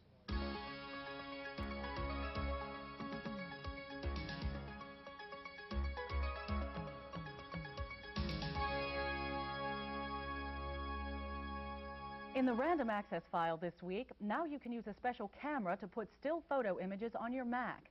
Canon sells 3 still video cameras which resemble standard pocket cameras. But instead of capturing the images on film, these cameras store up to 50 images on a 2-inch disc. Now Canon has introduced a SCSI disk drive that can read these discs and place the images on a Mac 2 system. The quality is good enough for color newspaper photos. Delta Tau Software is offering a powerful 24-bit color painting application that costs under $100. Color Mac Cheese does full-color picture manipulation for any screen depth. It also includes blends and wash effects, a dynamic help window, and full support of color printing through Apple's LaserWriter 6.0 driver. To keep the price down, Mac Cheese supports Apple's PICT format only. Japanese sources say Hitachi is breaking records with a faster new fiber optics device. The device transmits coherent light signals at 10 gigabytes a second and has a response time of 30 picoseconds. The emitter packet consists of a miniaturized laser controlled by an integrated circuit. It is supposedly only a few centimeters wide. Commercial production is expected to begin this summer. Electronic information kiosks combining video, telecommunications, voicemail, and computers are apparently becoming a trend. And trendy Los Angeles County has unveiled its first information kiosk in the Pasadena Superior Court. The kiosk features touchscreen access to information such as how to obtain a marriage license or where to find entertainment events in LA. Discussions on a CompuServe forum indicate that computer manufacturers are opposed to legislation pending in California that would expand the rights of software and hardware purchasers. The legislation would penalize manufacturers if support and upgrade policies are not clearly displayed on products. Violators would be required to provide customer support for an additional 10 years, or buyers could demand a full refund and still keep the product. Hearings on the bill started last week. Well, this week we take a look at the top-selling software programs for the PC according to PC Connection. Topping the list are Expanded Memory Manager and QRAM, both from QuarterDeck, followed by WordPerfect 5.1, DeskView, and TurboTax. Quicken 3.0 is number 5, followed by PC Globe, Peter Norton Advanced Utilities, PC USA, and Procom Plus. Mobius Technologies is selling a full-page display monitor that's roughly half the cost of a Radius full-page display. The Mobius monitor includes an integrated video controller and accelerator at no extra charge. The price until May 31st is $695. After that, the company doesn't say what the price will be. Well, finally, if you were inspired by Earth Day to do something about global pollution, you might want to take a look at Chris Crawford's new simulation, Balance of the Planet. The program puts you in charge of the Earth's environment, and you have to handle problems such as acid rain, nuclear waste, depletion of rainforests, and global warming.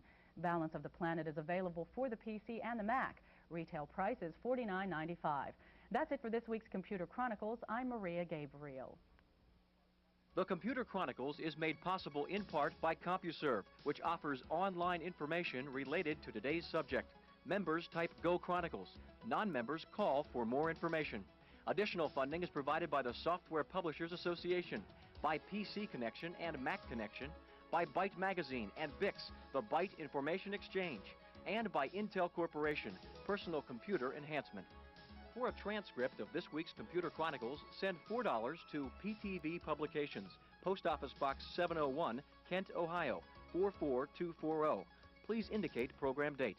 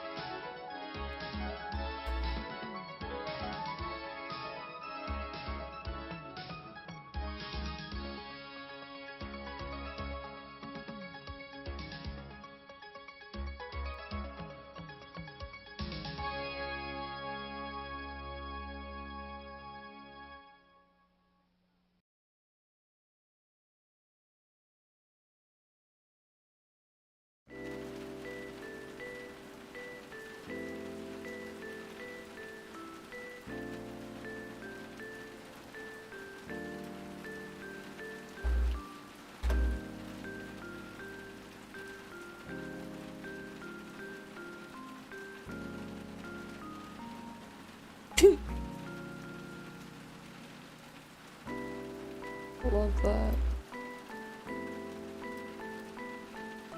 Hold on.